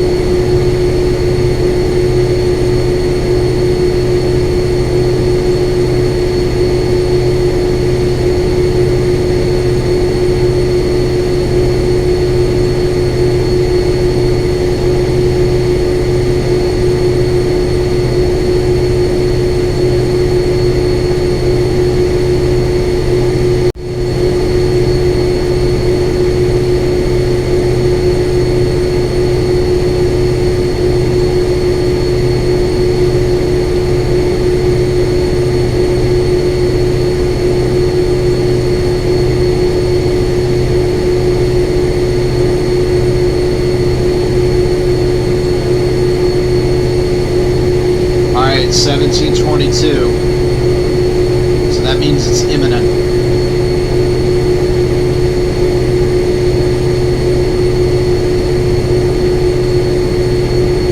I think that's it right there. If there's a bridge after it, that's the one.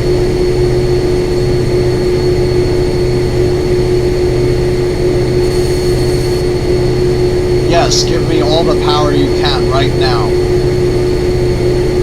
This is it.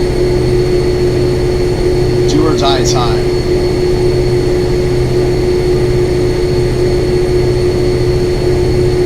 Look at how steep that is. That's not even level either.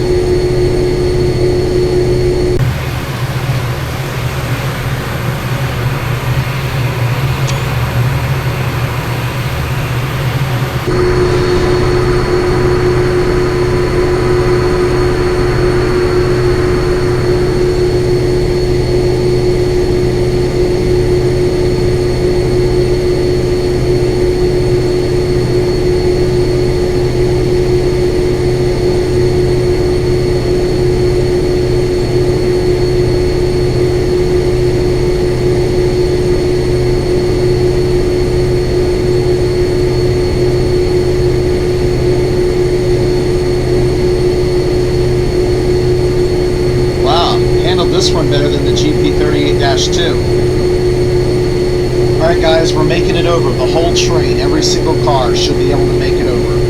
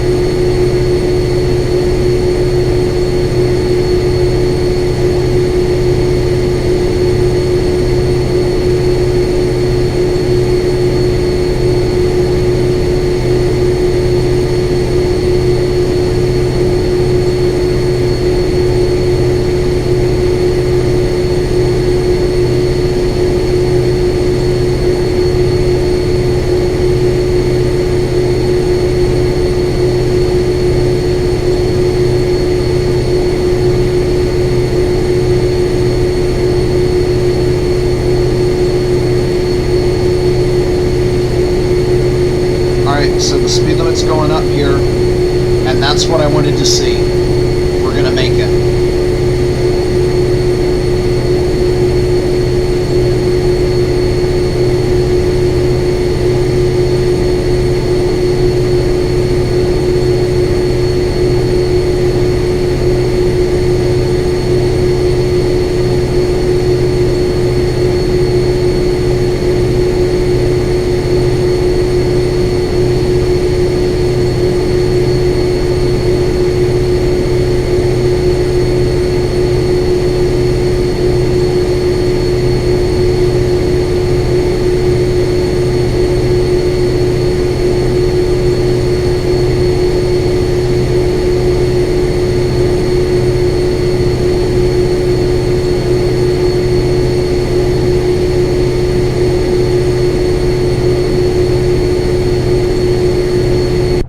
2 miles to the Cascade Tunnel.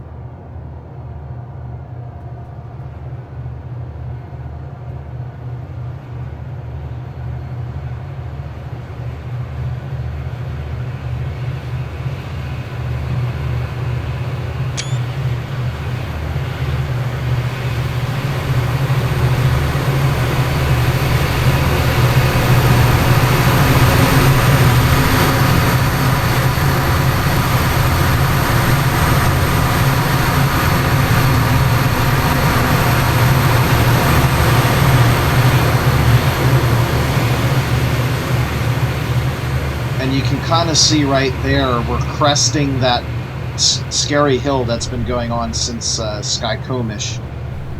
We'll be going from a 2.2% gradient to a mere 1.7%.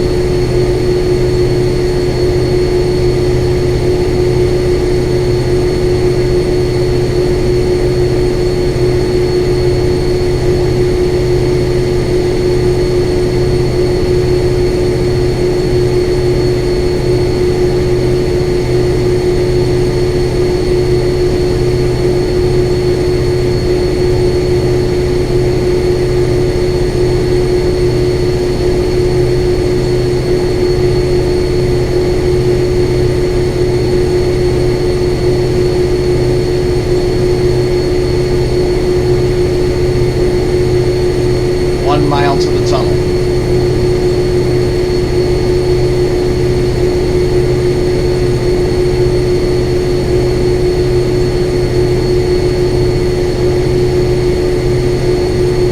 By the way, that was 1709. You can see there was a milepost jump from 1720 straight to 1709.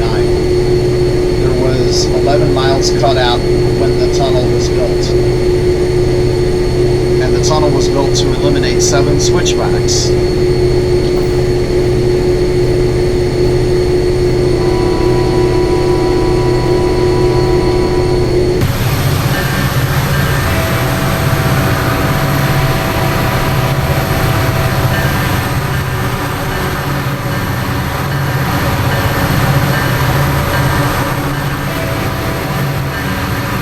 you see the valley that was once present is gone.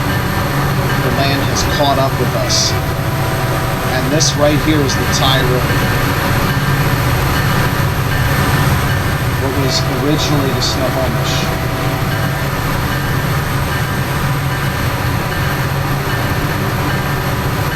And it is now down to almost a creek. And it will split once we get to the tunnel. It's Ty River, which is creek, and I believe it's Tunnel, yeah, Tunnel Creek.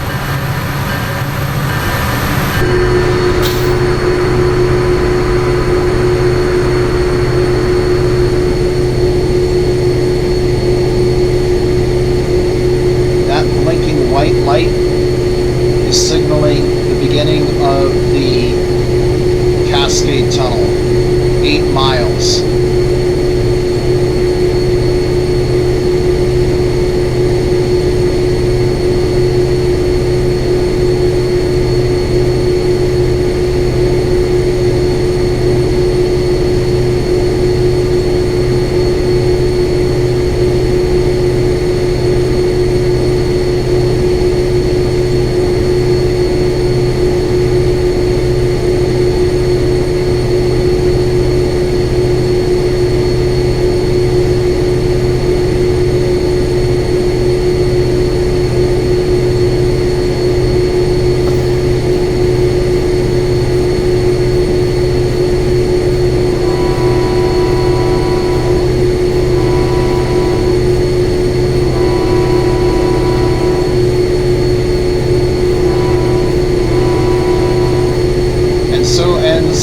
Trip through the world of the West Cascades. It will be interesting to see what happens when we resurface on the east side.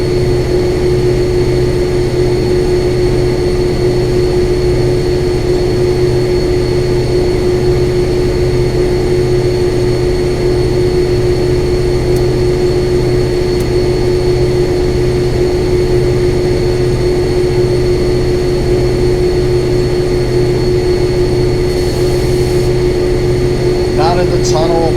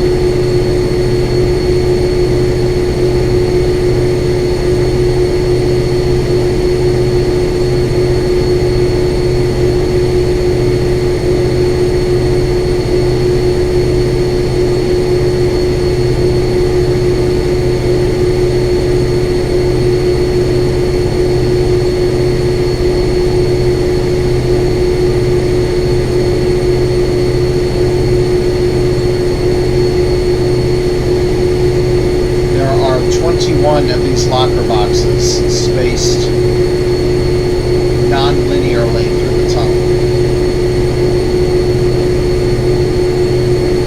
So when we reach 0, we'll be out. Now, the Cascade Tunnel is completely straight, and yet we can't see the light at the end of the tunnel. That's because there is a door on the east side of the Cascade Tunnel that is closed right now. And we should hopefully see it open when we get ready to exit.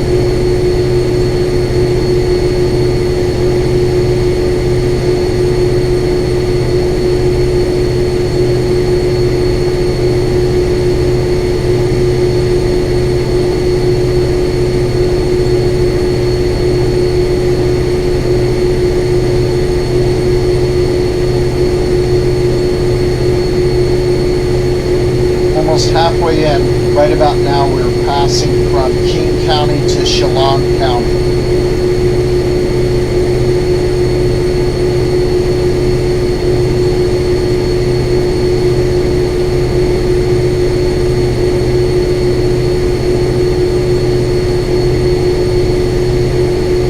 We are also approximately 2,000 feet underground right now.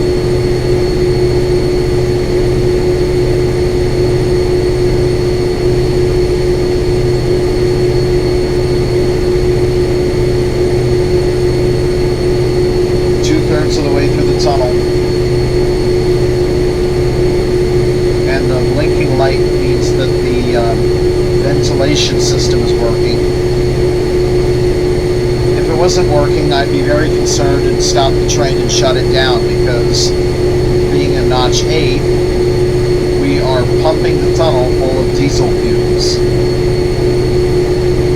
And those have to be removed if we want to breathe.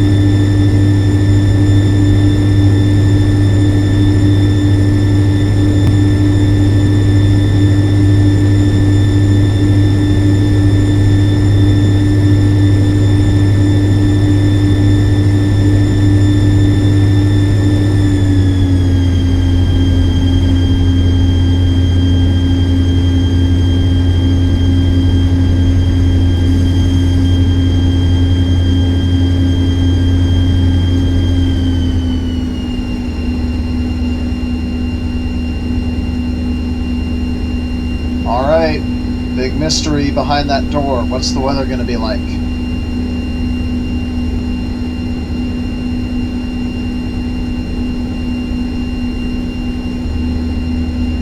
Door is opening.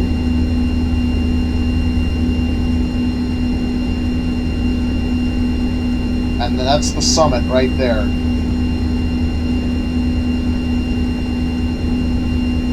Green light, go to continue.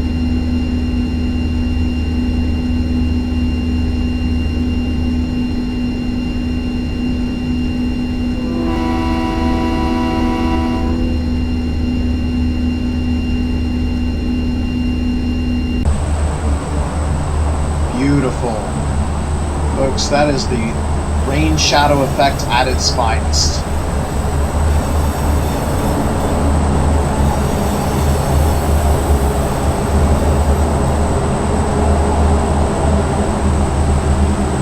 Oh, check it out. That was the snowstorm that we were in. That's so cool.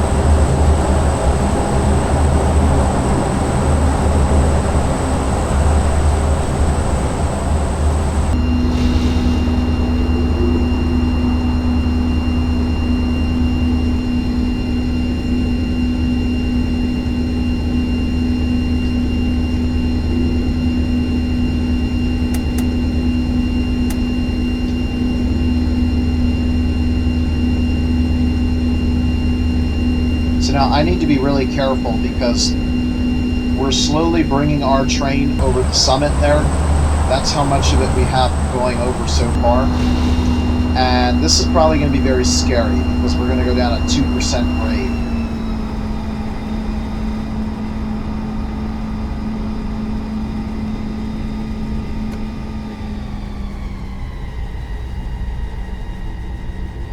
And yeah, this is it. I don't think that we're going to have to use much more gas after this. 1700. I love that the Cascadia Tunnel is at milepost 1700. That was the year of the last Great Rip Mega Thrust earthquake, which registered 9.0 on the Richter, well, on the moment magnitude scale, and caused a massive tsunami.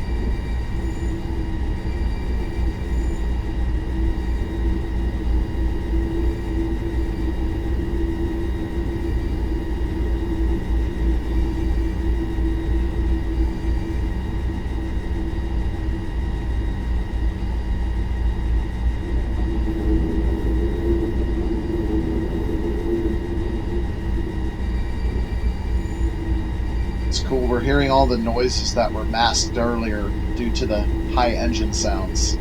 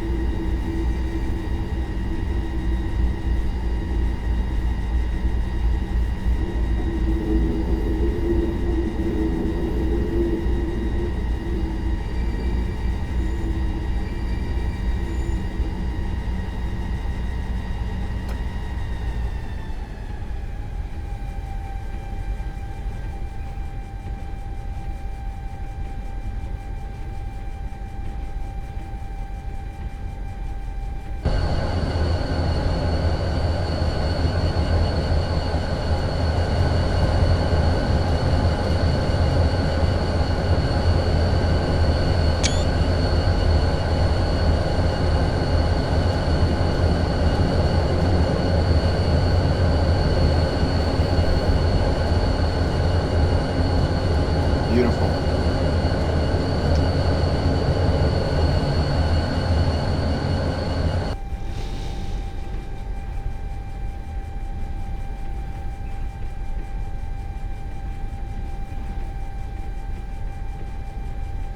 Alright, that looks like the point of no return right there.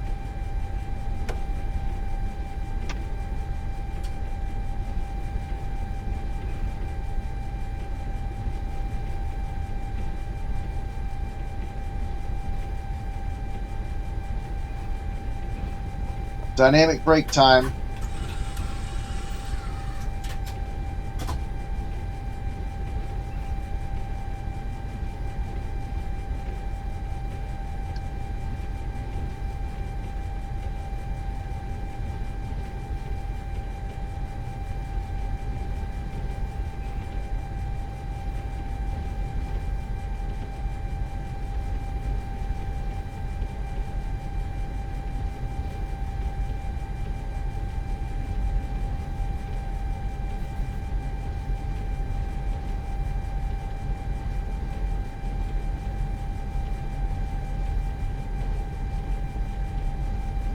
So, fun fact, one of the mountains that we pass underneath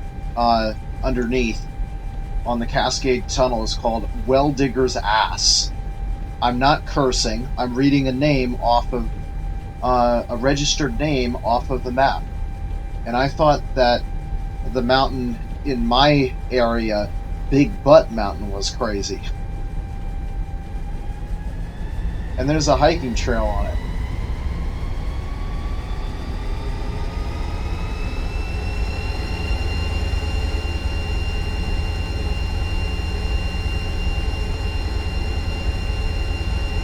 Alright, full dynamics.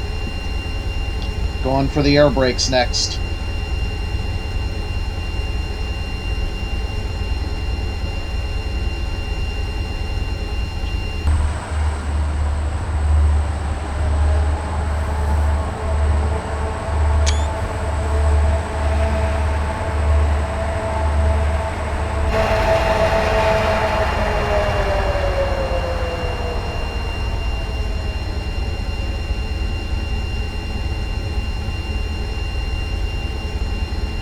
Alright, so let's see. Next is Burn. We're only 1 mile from Burn.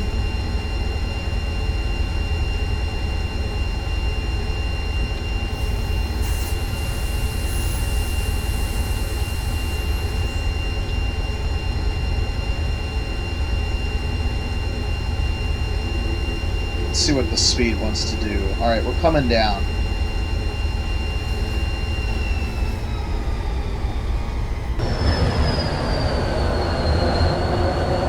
That's a view right there.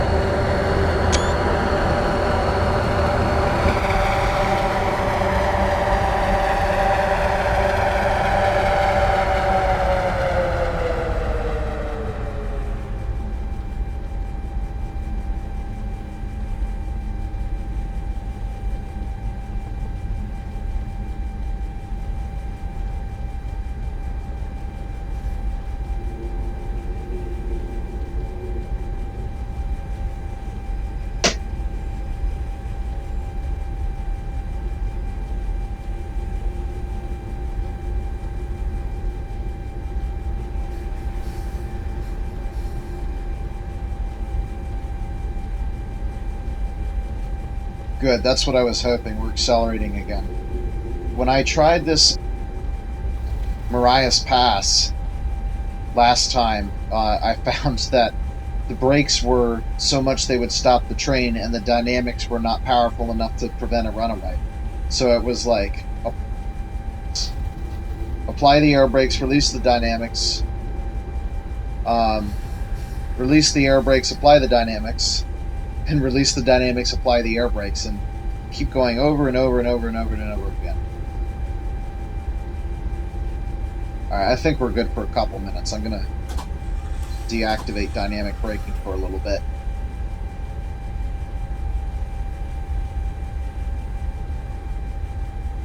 The thing is, I don't even think we're to the steepest part yet. It starts at a 1% and then starts going down steeper at about a 2%.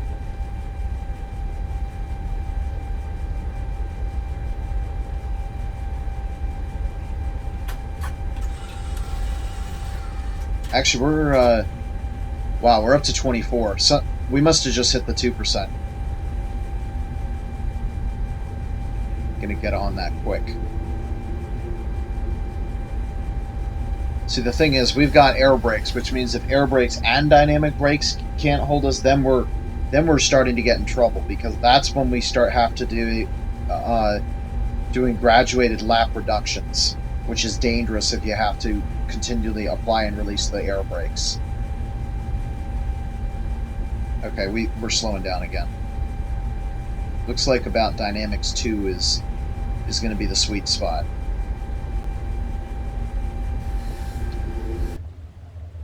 Yeah, I love this. I mean, the wild difference between the western slope and the eastern slope. You know, this crazy contrast between either side of the mountains. That's precisely what inspired me to spend, I don't know, maybe 12 hours. Actually, more than that, because I had to test this twice in the GP38-2, so that's a minimum of 8 hours.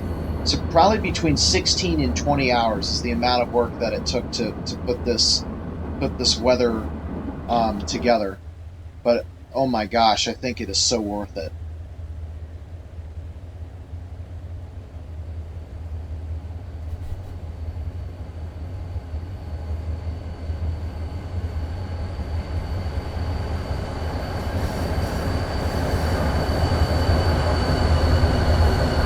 So we're going through a burn right now, and we're still holding speed. Good. This is a lot better than the Marias Pass, and certainly a lot more exciting too.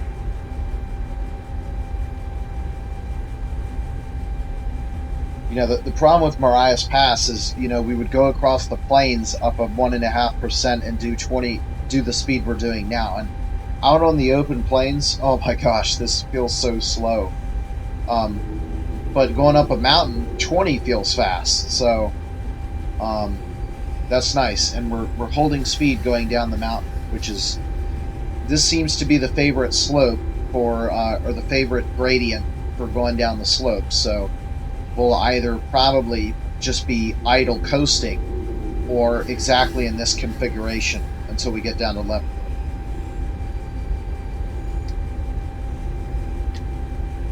All right, we're down to 1697. Now there is a pass for Nason Creek. It's a water gap at 4. That's the next event besides this, which is Gaynor Tunnel.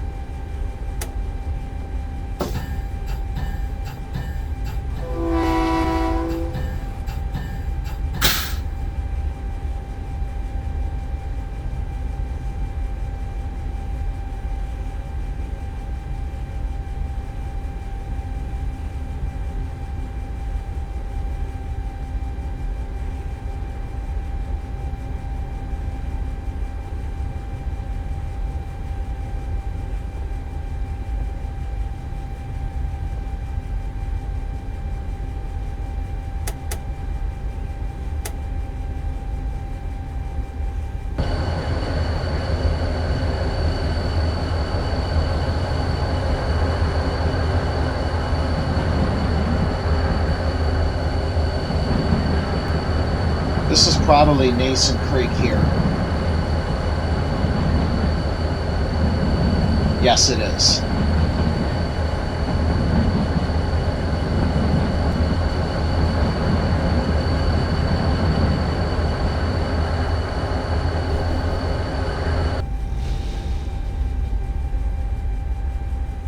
So we're descending down one of the ridges that it's going to pass through in just about 2 or 3 miles, and when we see that, we'll know that that's the end of the first 2%. There's a second 2%, but that one's a little bit less scary because at the same time the speed limit increases from 25 to 45 miles an hour, which means you can use it to decelerate. All right, I think it's time for the next dynamic brake setting, starting to creep up to 26. But yeah, this is actually a lot easier than I expected. So it's like B2 and B3 in a minimum reduction gives you a perfect ride down the mountain. Let's see, 1696. 2 miles to go until we reach that water gap pass.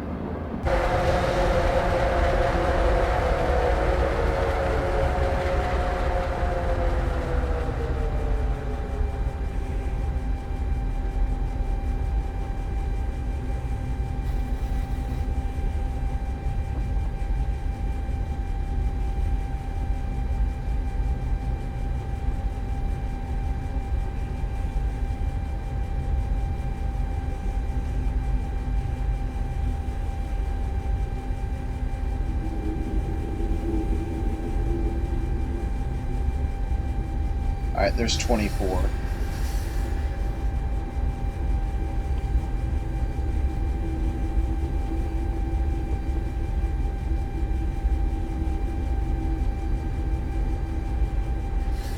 I guess I did want to check the time earlier. So let's see, 13:03.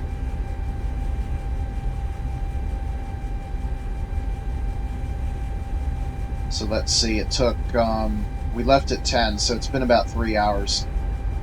And it took 25 minutes to get through the tunnel. Yeah, that means we hit the tunnel at 2.5 hours from departure from El Patillo. That's the same time pretty much that we've been making with the GP38-2. That's insane.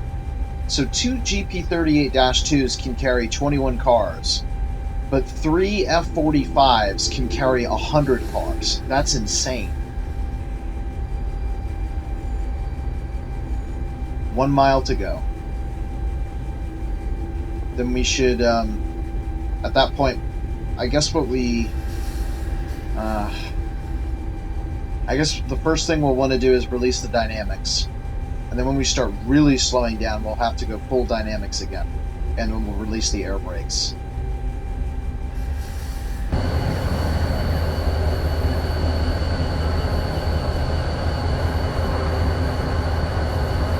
That's a hill to climb right there.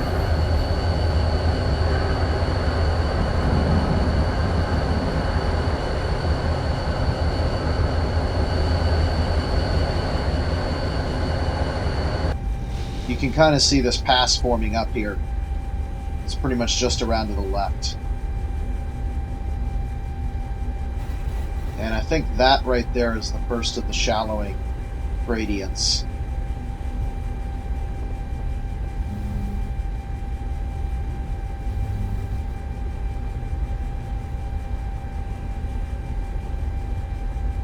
I have to say, I'm pretty happy with this. This is the first time I've had the F45 on Stevens Pass, and it seems to be doing pretty well. Then again, I think the original trailer footage was recorded here, so, you know, it was kind of intended for the Stevens Pass anyway, but, I mean, it does really well. Okay, yeah, we're shallowing out, so I'm going to bring the dynamics down to... minimum. And here's the gap I was talking about right here. So this is Nason Creek, and then one ridge and the other ridge right here. And then in 2 more miles from this location is Merritt. And that right there is where it really shallows out.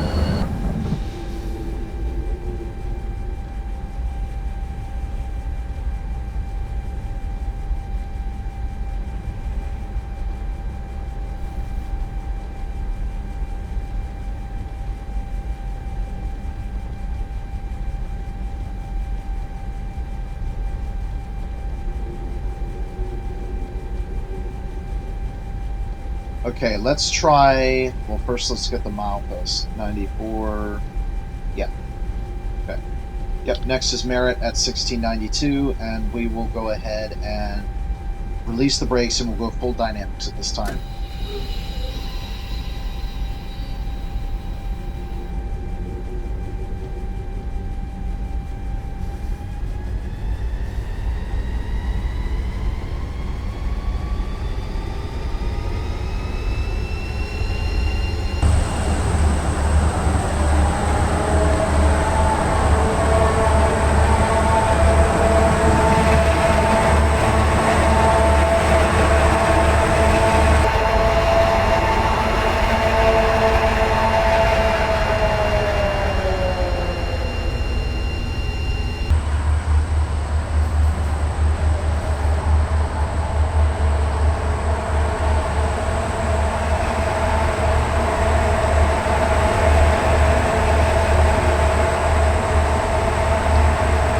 That is quite a sight there.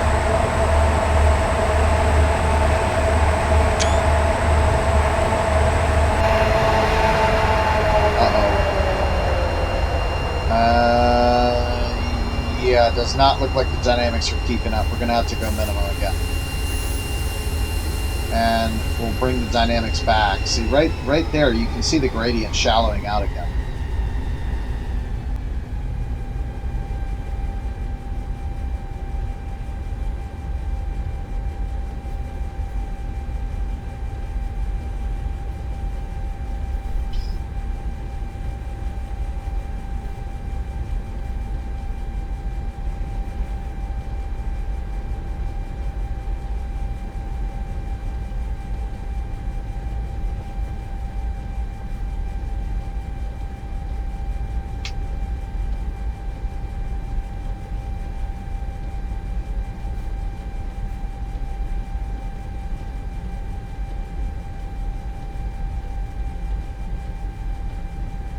Okay, that's it for the high intensity section. The speed limit's going back up to 45 miles an hour here.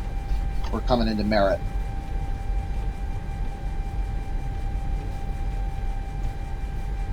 Alright, let's get the brakes released.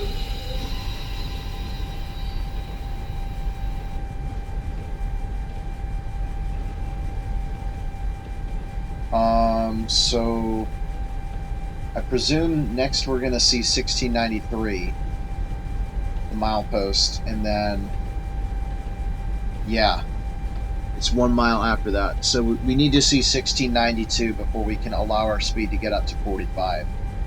Until then, we have to keep it below 25.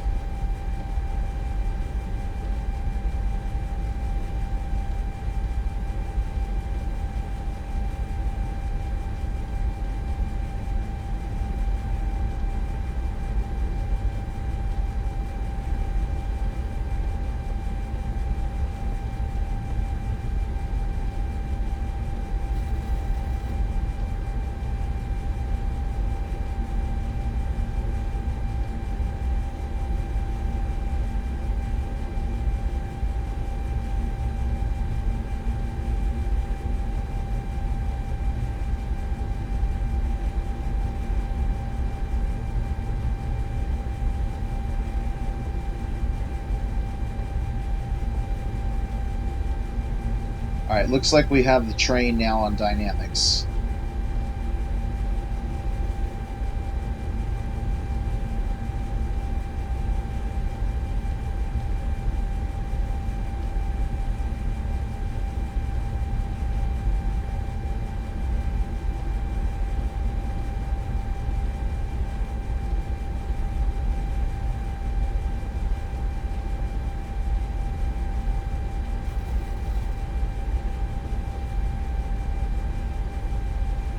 And hopefully we can accelerate down that hill. But we need to see milepost 1692 first.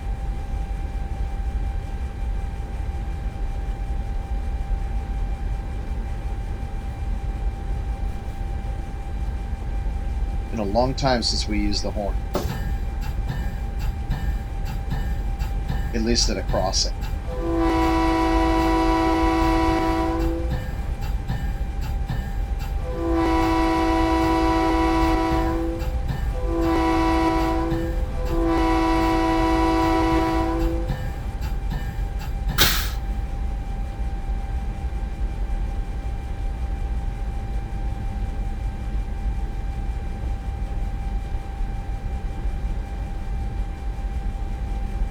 Oh, it figures 1692 is at the bottom of that hill.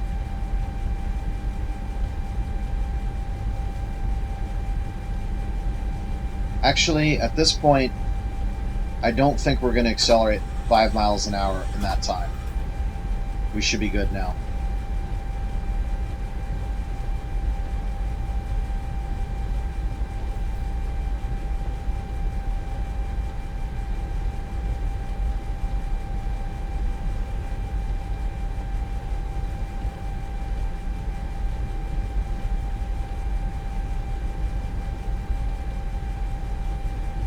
Okay, next is Winton at 1686. So this one's a little bit further away, 6 miles. In the meantime, our speed limit is 45. Let's get some speed.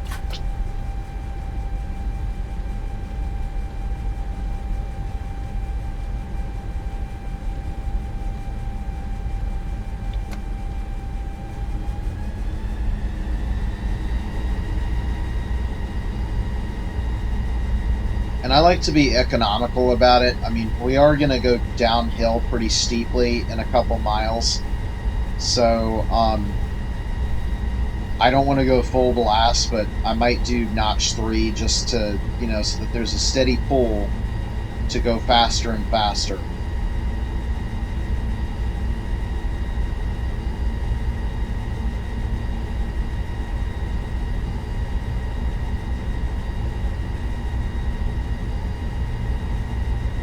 But sooner or later, I'm going to have to hit the brakes again, so I don't want to overdo it.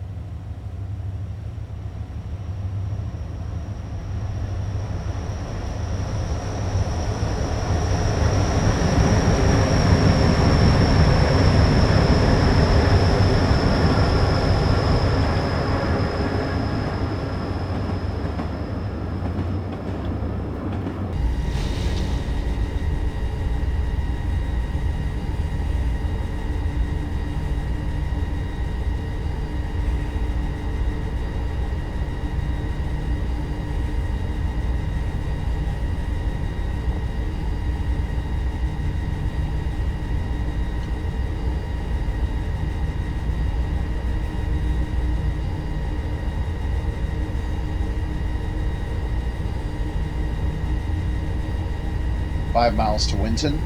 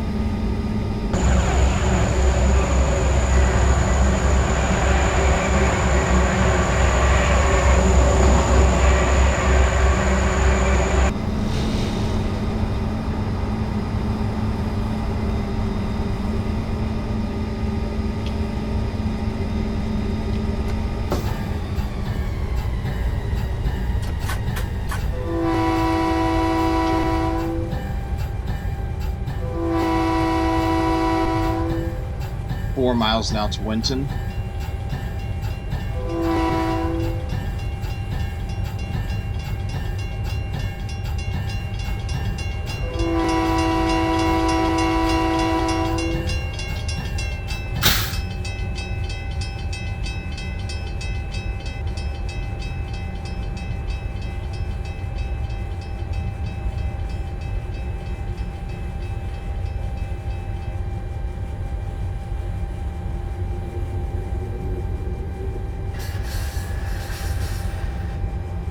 I'm kind of surprised that we're still decreasing in speed.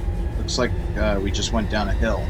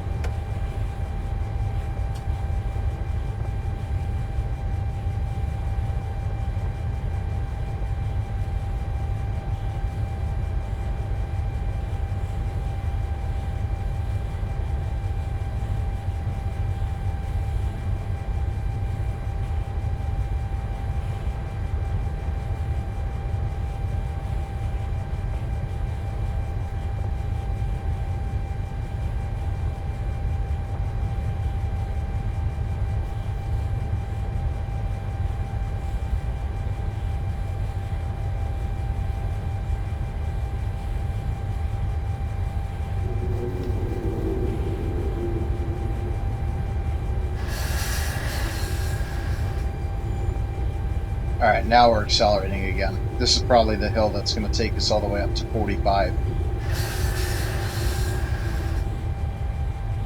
I do like the idea of moving faster because, you know, this video is going to be long enough as it is, but I just don't see the merit in increasing throttle when you know that, you know, 5 minutes later you're going to be putting on the dynamic brakes.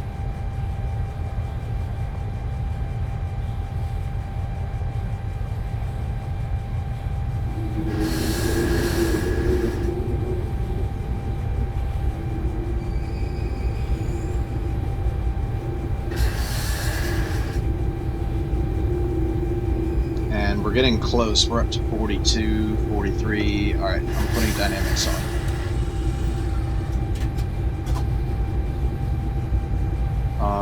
You know what? I think it might be a little too late for dynamics.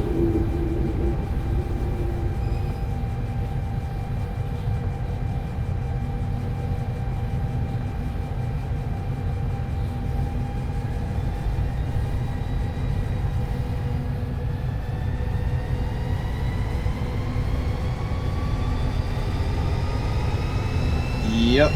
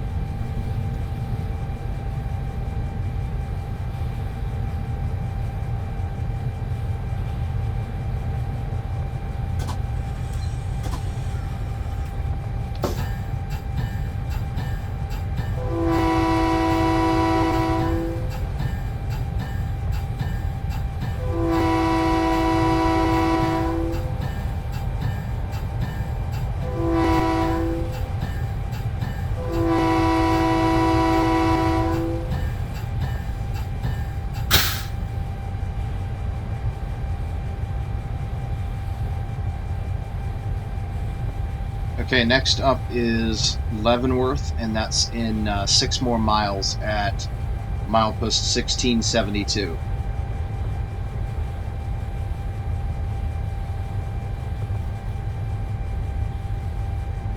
And we are just about now coming up on 100 miles traveled from Mukilteo.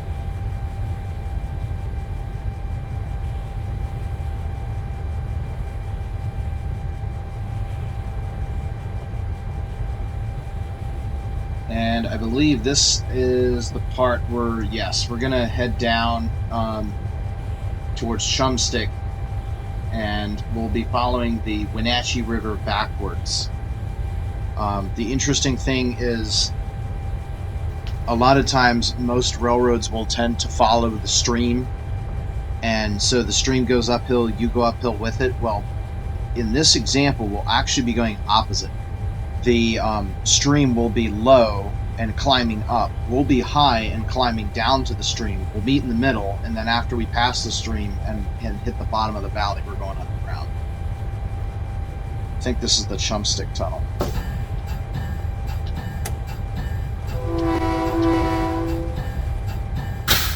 And this is another 2% that we're going to hit, so we'll have to probably put the air brakes on again. No, this is Winton. I guess the next one is Chumstick. That's at the bottom of the valley.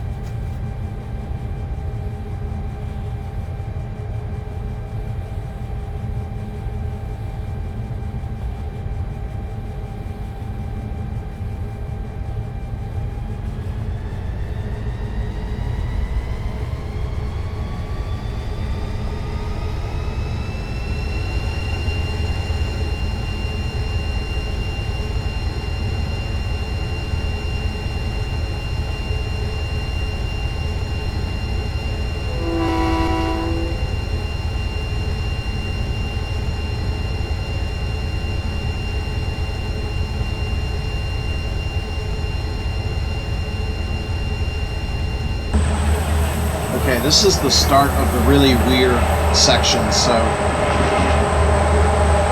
we're now in the Wenatchee River Valley, and we're actually traveling upstream but heading downhill.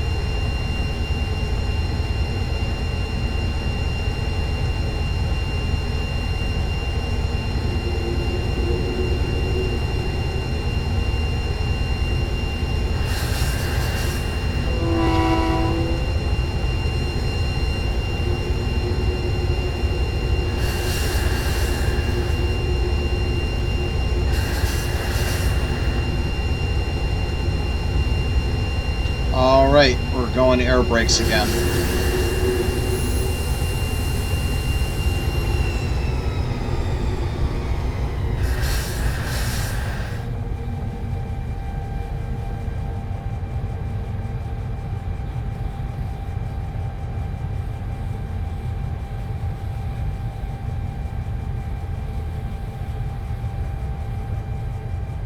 Okay, there it is. That's the Wenatchee River down there.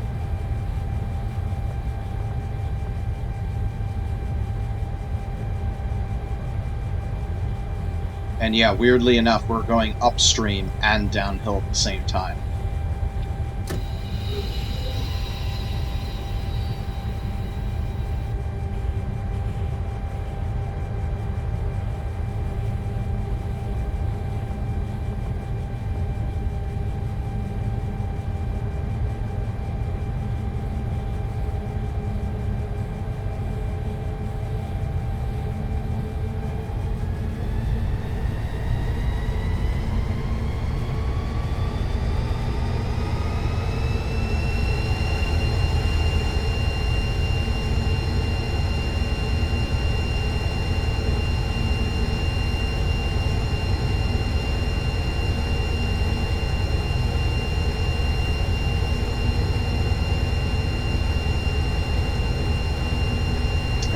Here we go again.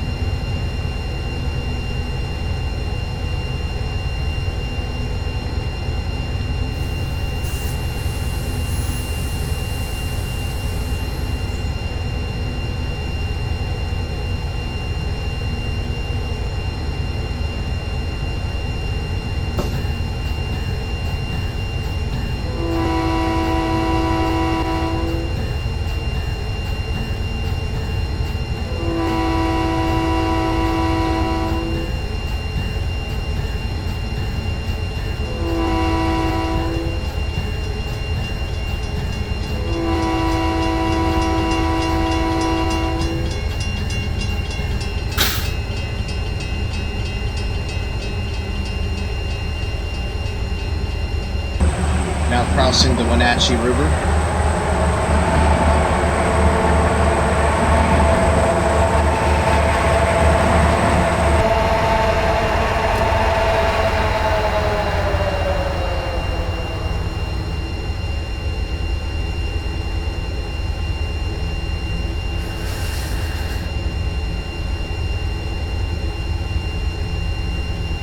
Alright, and then this, which we're coming up to now, is going to be the Chumpstick Tunnel.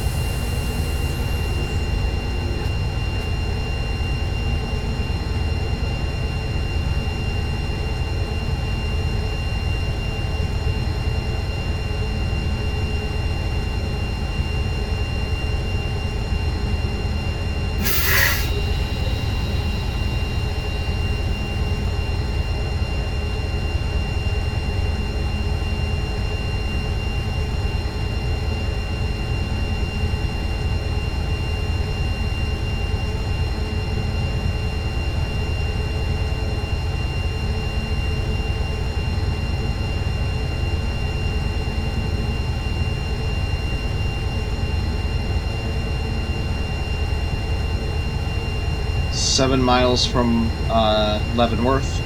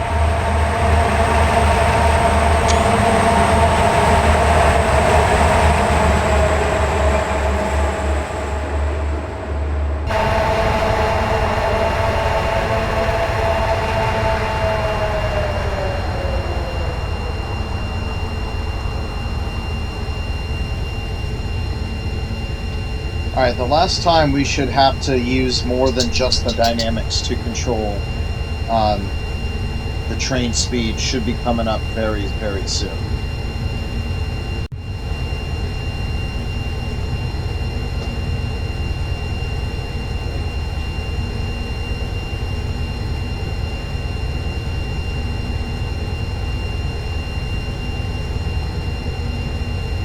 Two miles to Leavenworth now.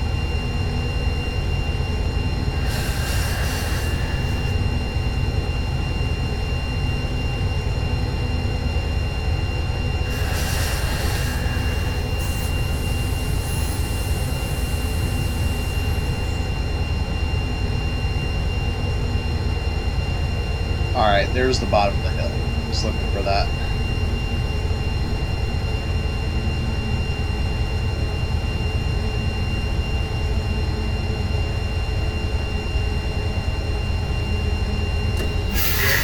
Alright, so from this point forward, we should be able to control speed using dynamic braking alone.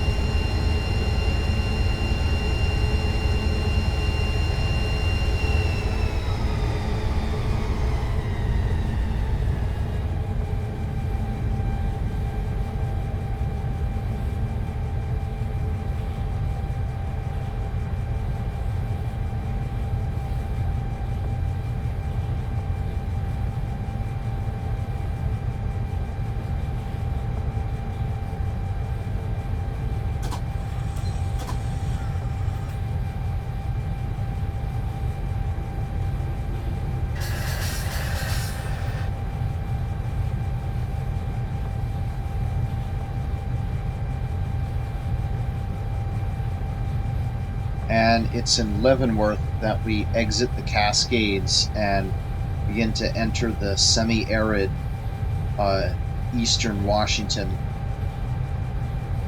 Pretty sure it's called the Yakima Valley. But these evergreen and fir trees will be largely replaced with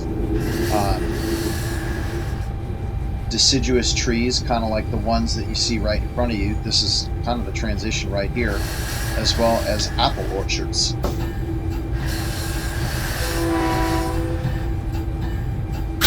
And this is the Leavenworth platform. They call it the Icicle Station.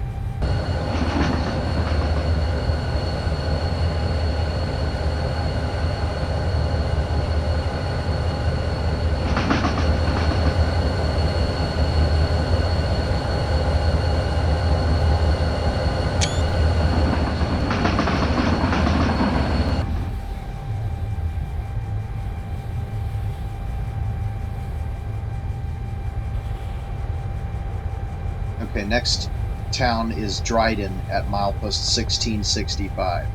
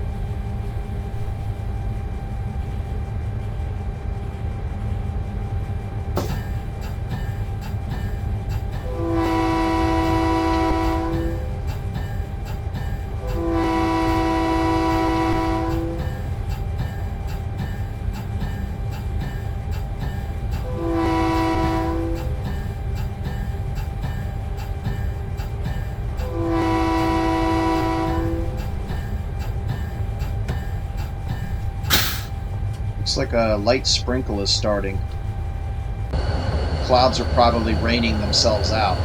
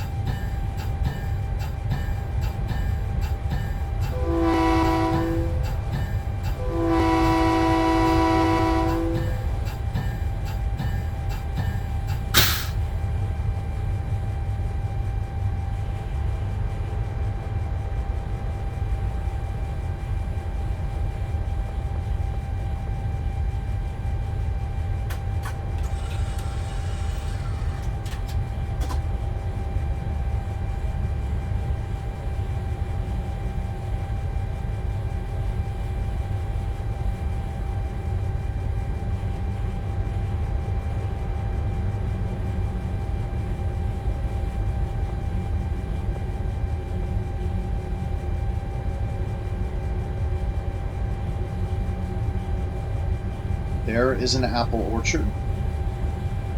And there's another one there, a place in this valley. Which, by the way, we should be able to see the Wenatchee River soon on the right side.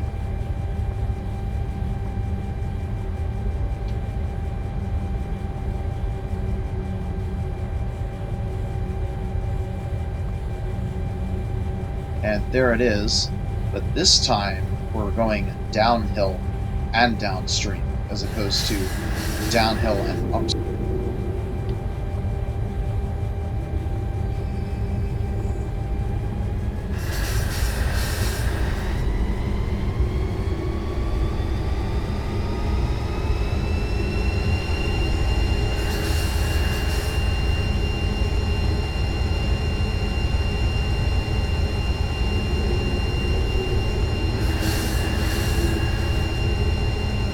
Wow, the dynamic brakes on this train were a lot weaker than I thought. I guess we do need to stick with air.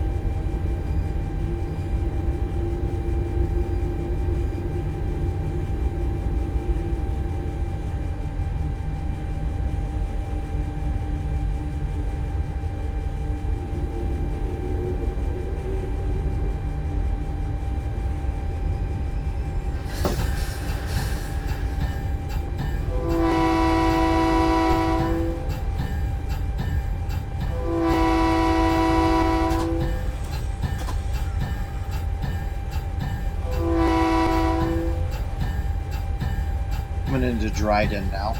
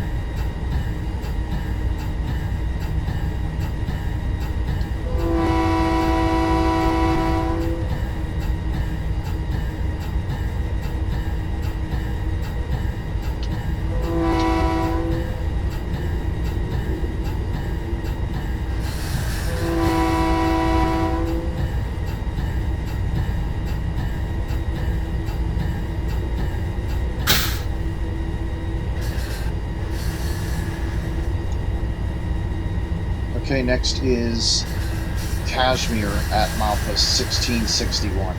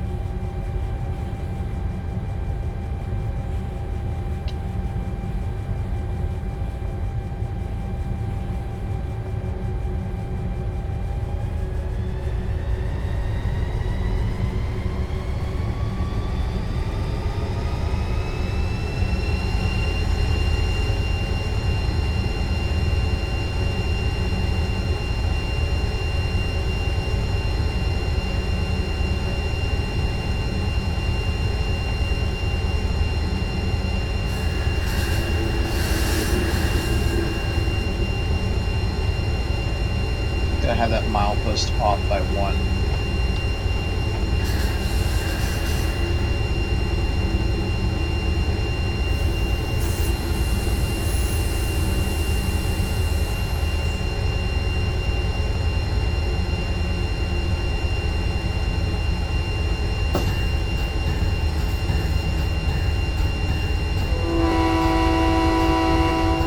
I don't know if it's just me, but it sounds like it's getting louder.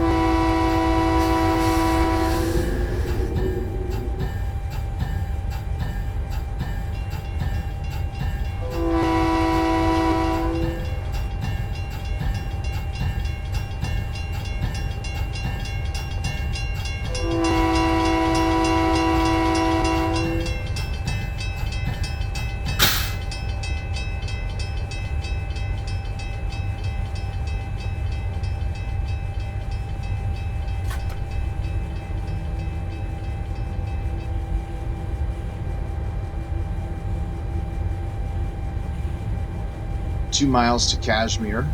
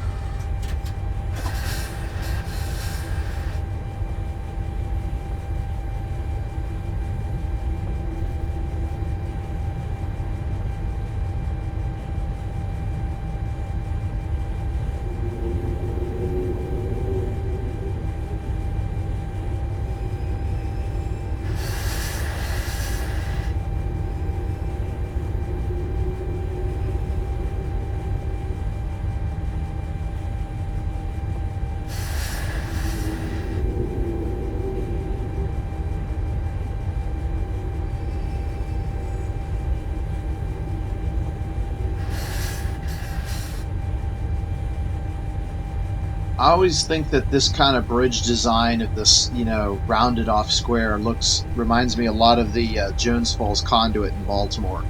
Check out my tour videos on Jones Falls Conduit if you're into underground culverts and tunnels and stuff like that. It is a video from a model that I created in Minecraft. It's not the real thing.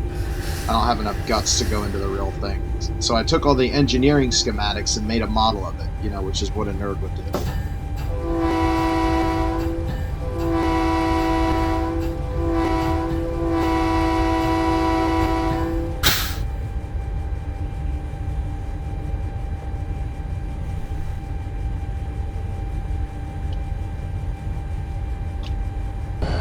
Well, look at that.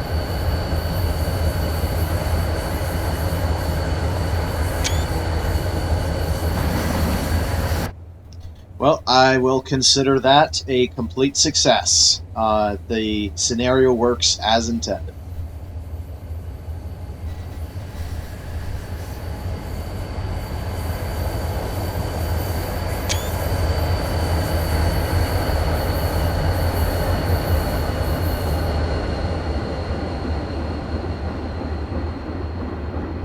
Started with hard rain, transitioning to snow, transitioning to super snowstorm, transitioning to just straight overcast, and back to clear.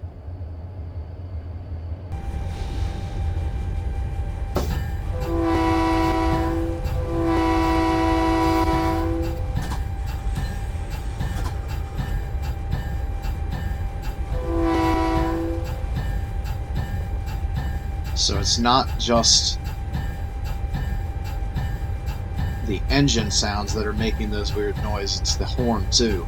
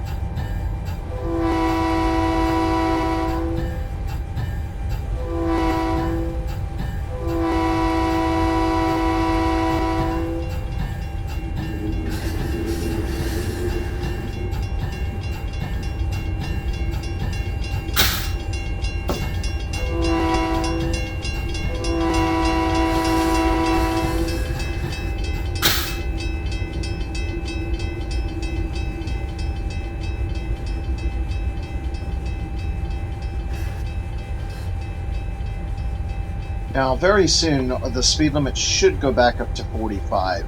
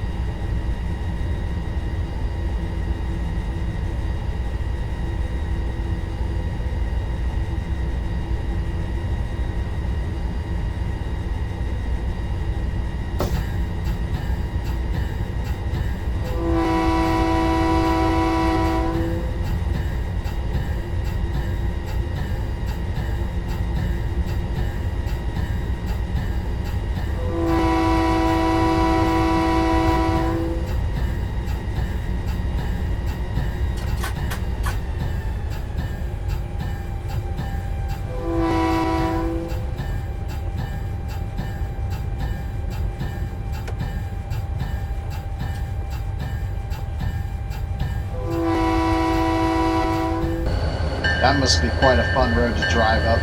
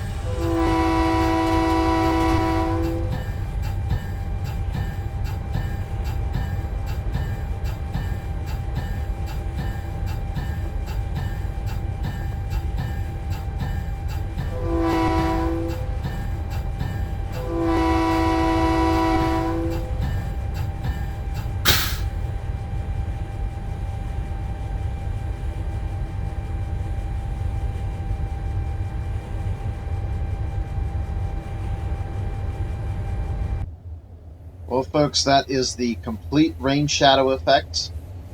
It's not always that pronounced. Sometimes it snows on both sides, sometimes it rains on both sides.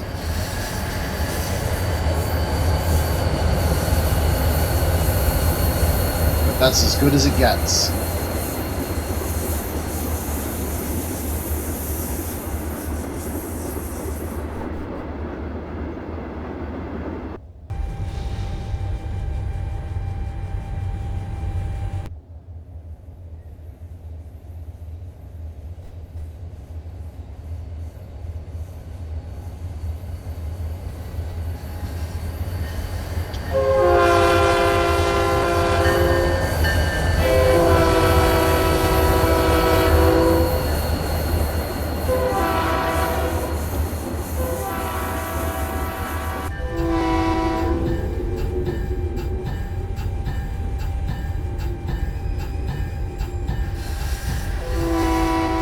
Are you the sign I was looking for?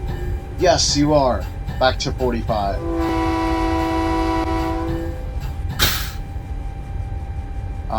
So it's been about 1,000 feet since. So I need to wait about half a mile beyond the next milepost, which is 1658. And then we can accelerate.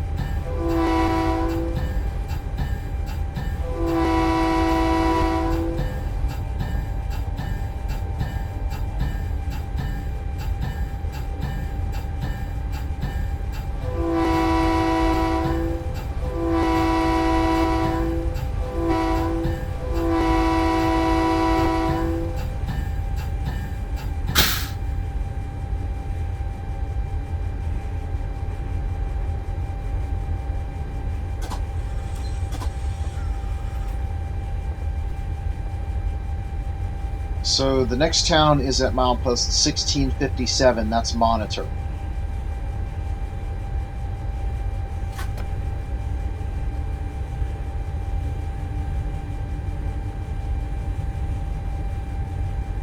And that's 1658. So we need, let's see, about half a mile, and at 30 miles per hour, that's 1 more minute. So we need to figure out. It annoys me that there's no clock. I guess I should check the time anyway. So it's 14:10. So we're at 4 hours traveled so far. That's not bad. I think we're going to finish right around 4.5 hours in.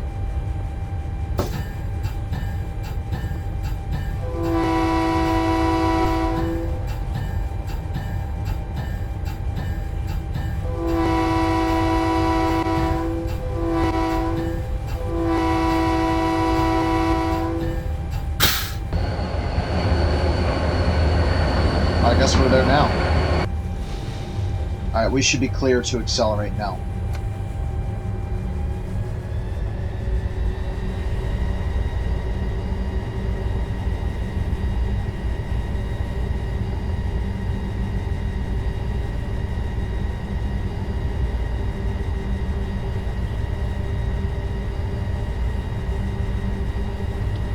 after that, it is Wenatchee at 1649. So we are 8 miles from our final destination.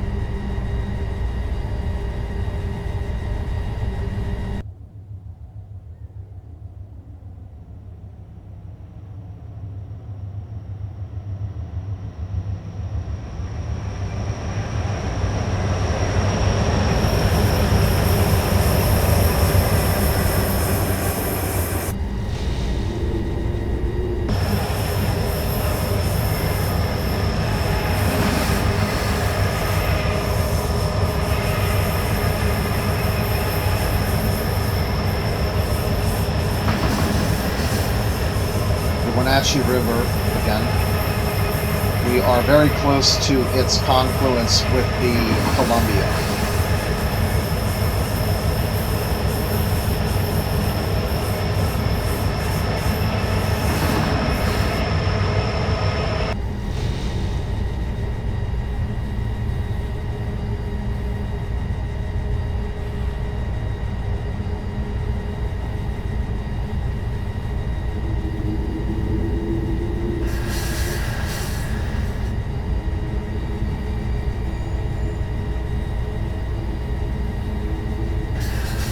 Oh, you know what?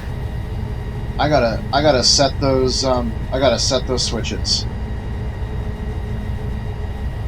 I almost forgot.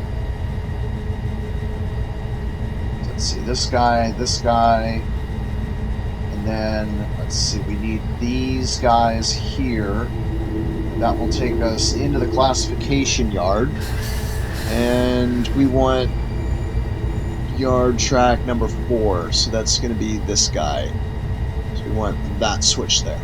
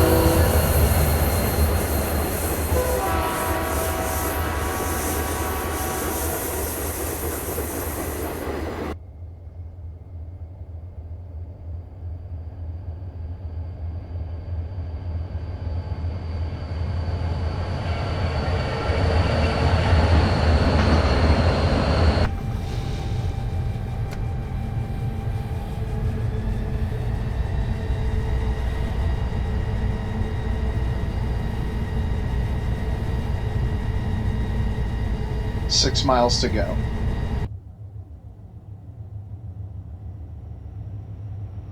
The apple orchard to our right.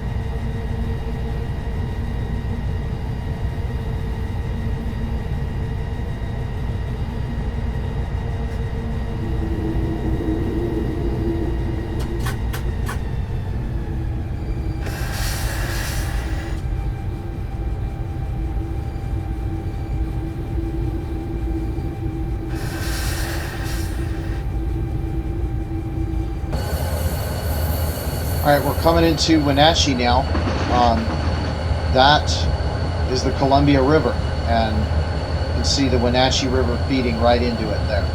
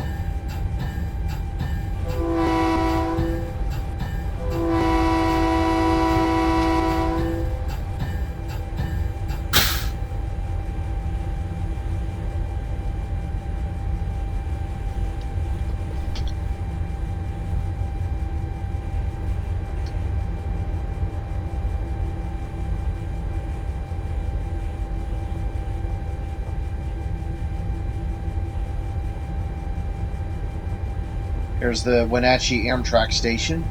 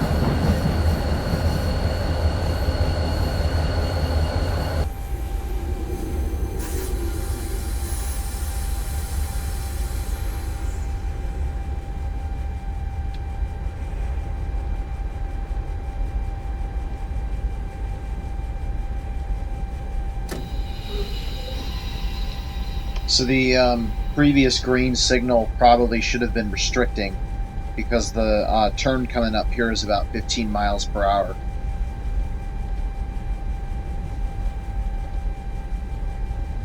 Oh man, trying to get a nice shot of the Columbia here.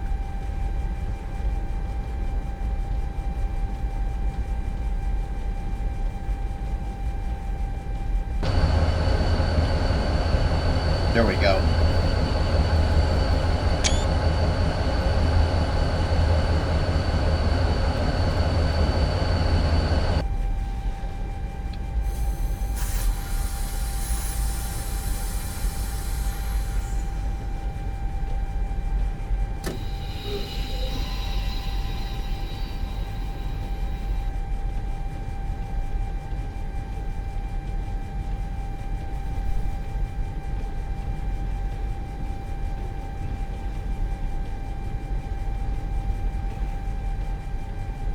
Yeah, so without a reduced signal, we're hitting down at the full speed limit of that section of line, which is 40 miles per hour. That would be a disaster.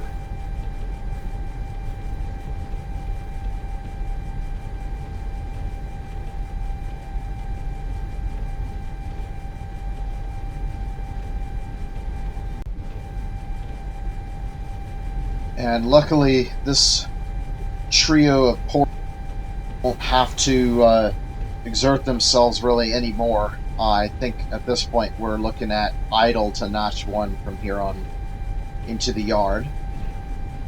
That really was insane. I think we were in notch 8 for a good hour. I timed it, and I believe it was an hour. So, yeah, I know it was 20. Actually, I could probably figure this out. We were doing exactly 18 miles per hour pretty much all the way through. So that was plus the 25 miles. So let's see. My space coming on for a few moments here. Actually, let me check the routing one more time. Make sure we're going on the right track. Yep, we're good. And this is a long siding, and I'm intentionally. Okay, so we started at Skycomish, so that's about 1730, and let's see, 1719 was the entrance to the Cascade Tunnel. So that's 11 miles.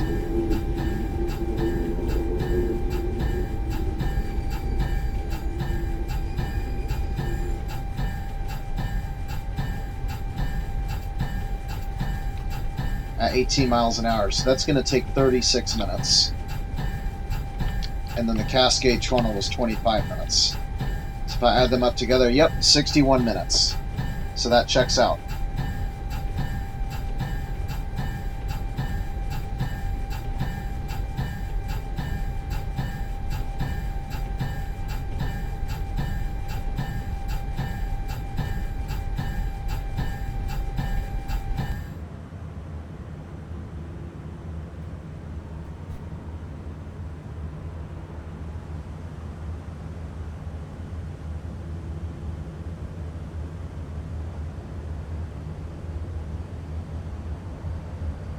Let's see if we can turn on the special light here.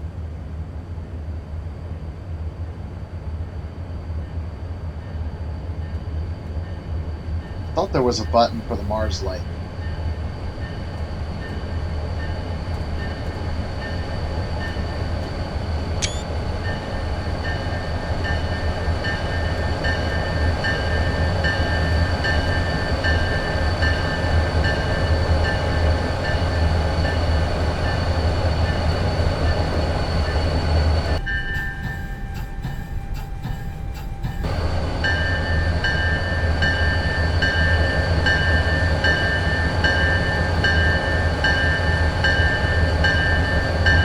I still can't believe we got this whole train over the pass. And that's insane. Oh my gosh. It's still coming under that bridge. Okay, there's the very end of the train. Oh my gosh.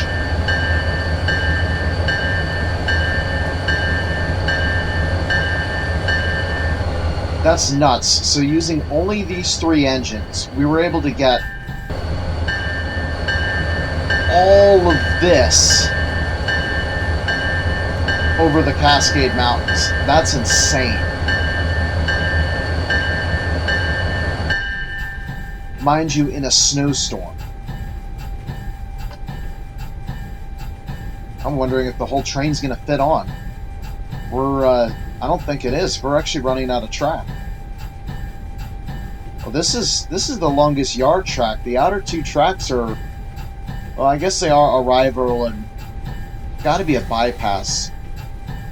I guess that's what this outer track is, but usually the bypass is straight, not curved like this, because the passenger train would have to slow down for that.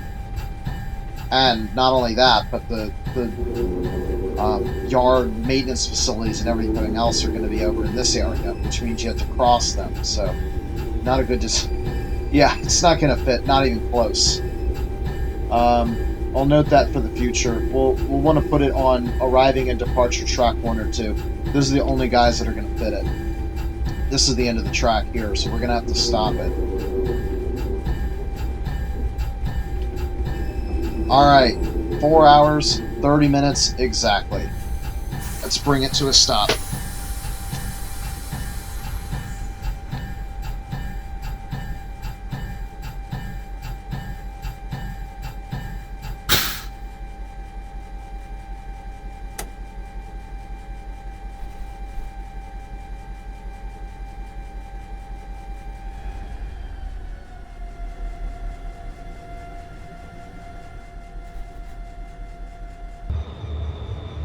Alright guys, we did it. Up and over the entire Cascade Mountains. Rain, snow, super snow, overcast, and now clear. Full rain shadow effect. And my scenario was successfully tested and passed its test. Thank you guys for watching, and I will see you guys next time. This has been Dr. Aeronautics. Bye-bye. Oh, let's take a look here and make sure that there were no op errors, because an operational error might mean that we drop the consist at some point, which does happen occasionally. You'll snap a coupler, and I think it's just bad coding. Okay, yeah, we're good. It was exclusively speeding. Everything else worked. Okay, ta-ta.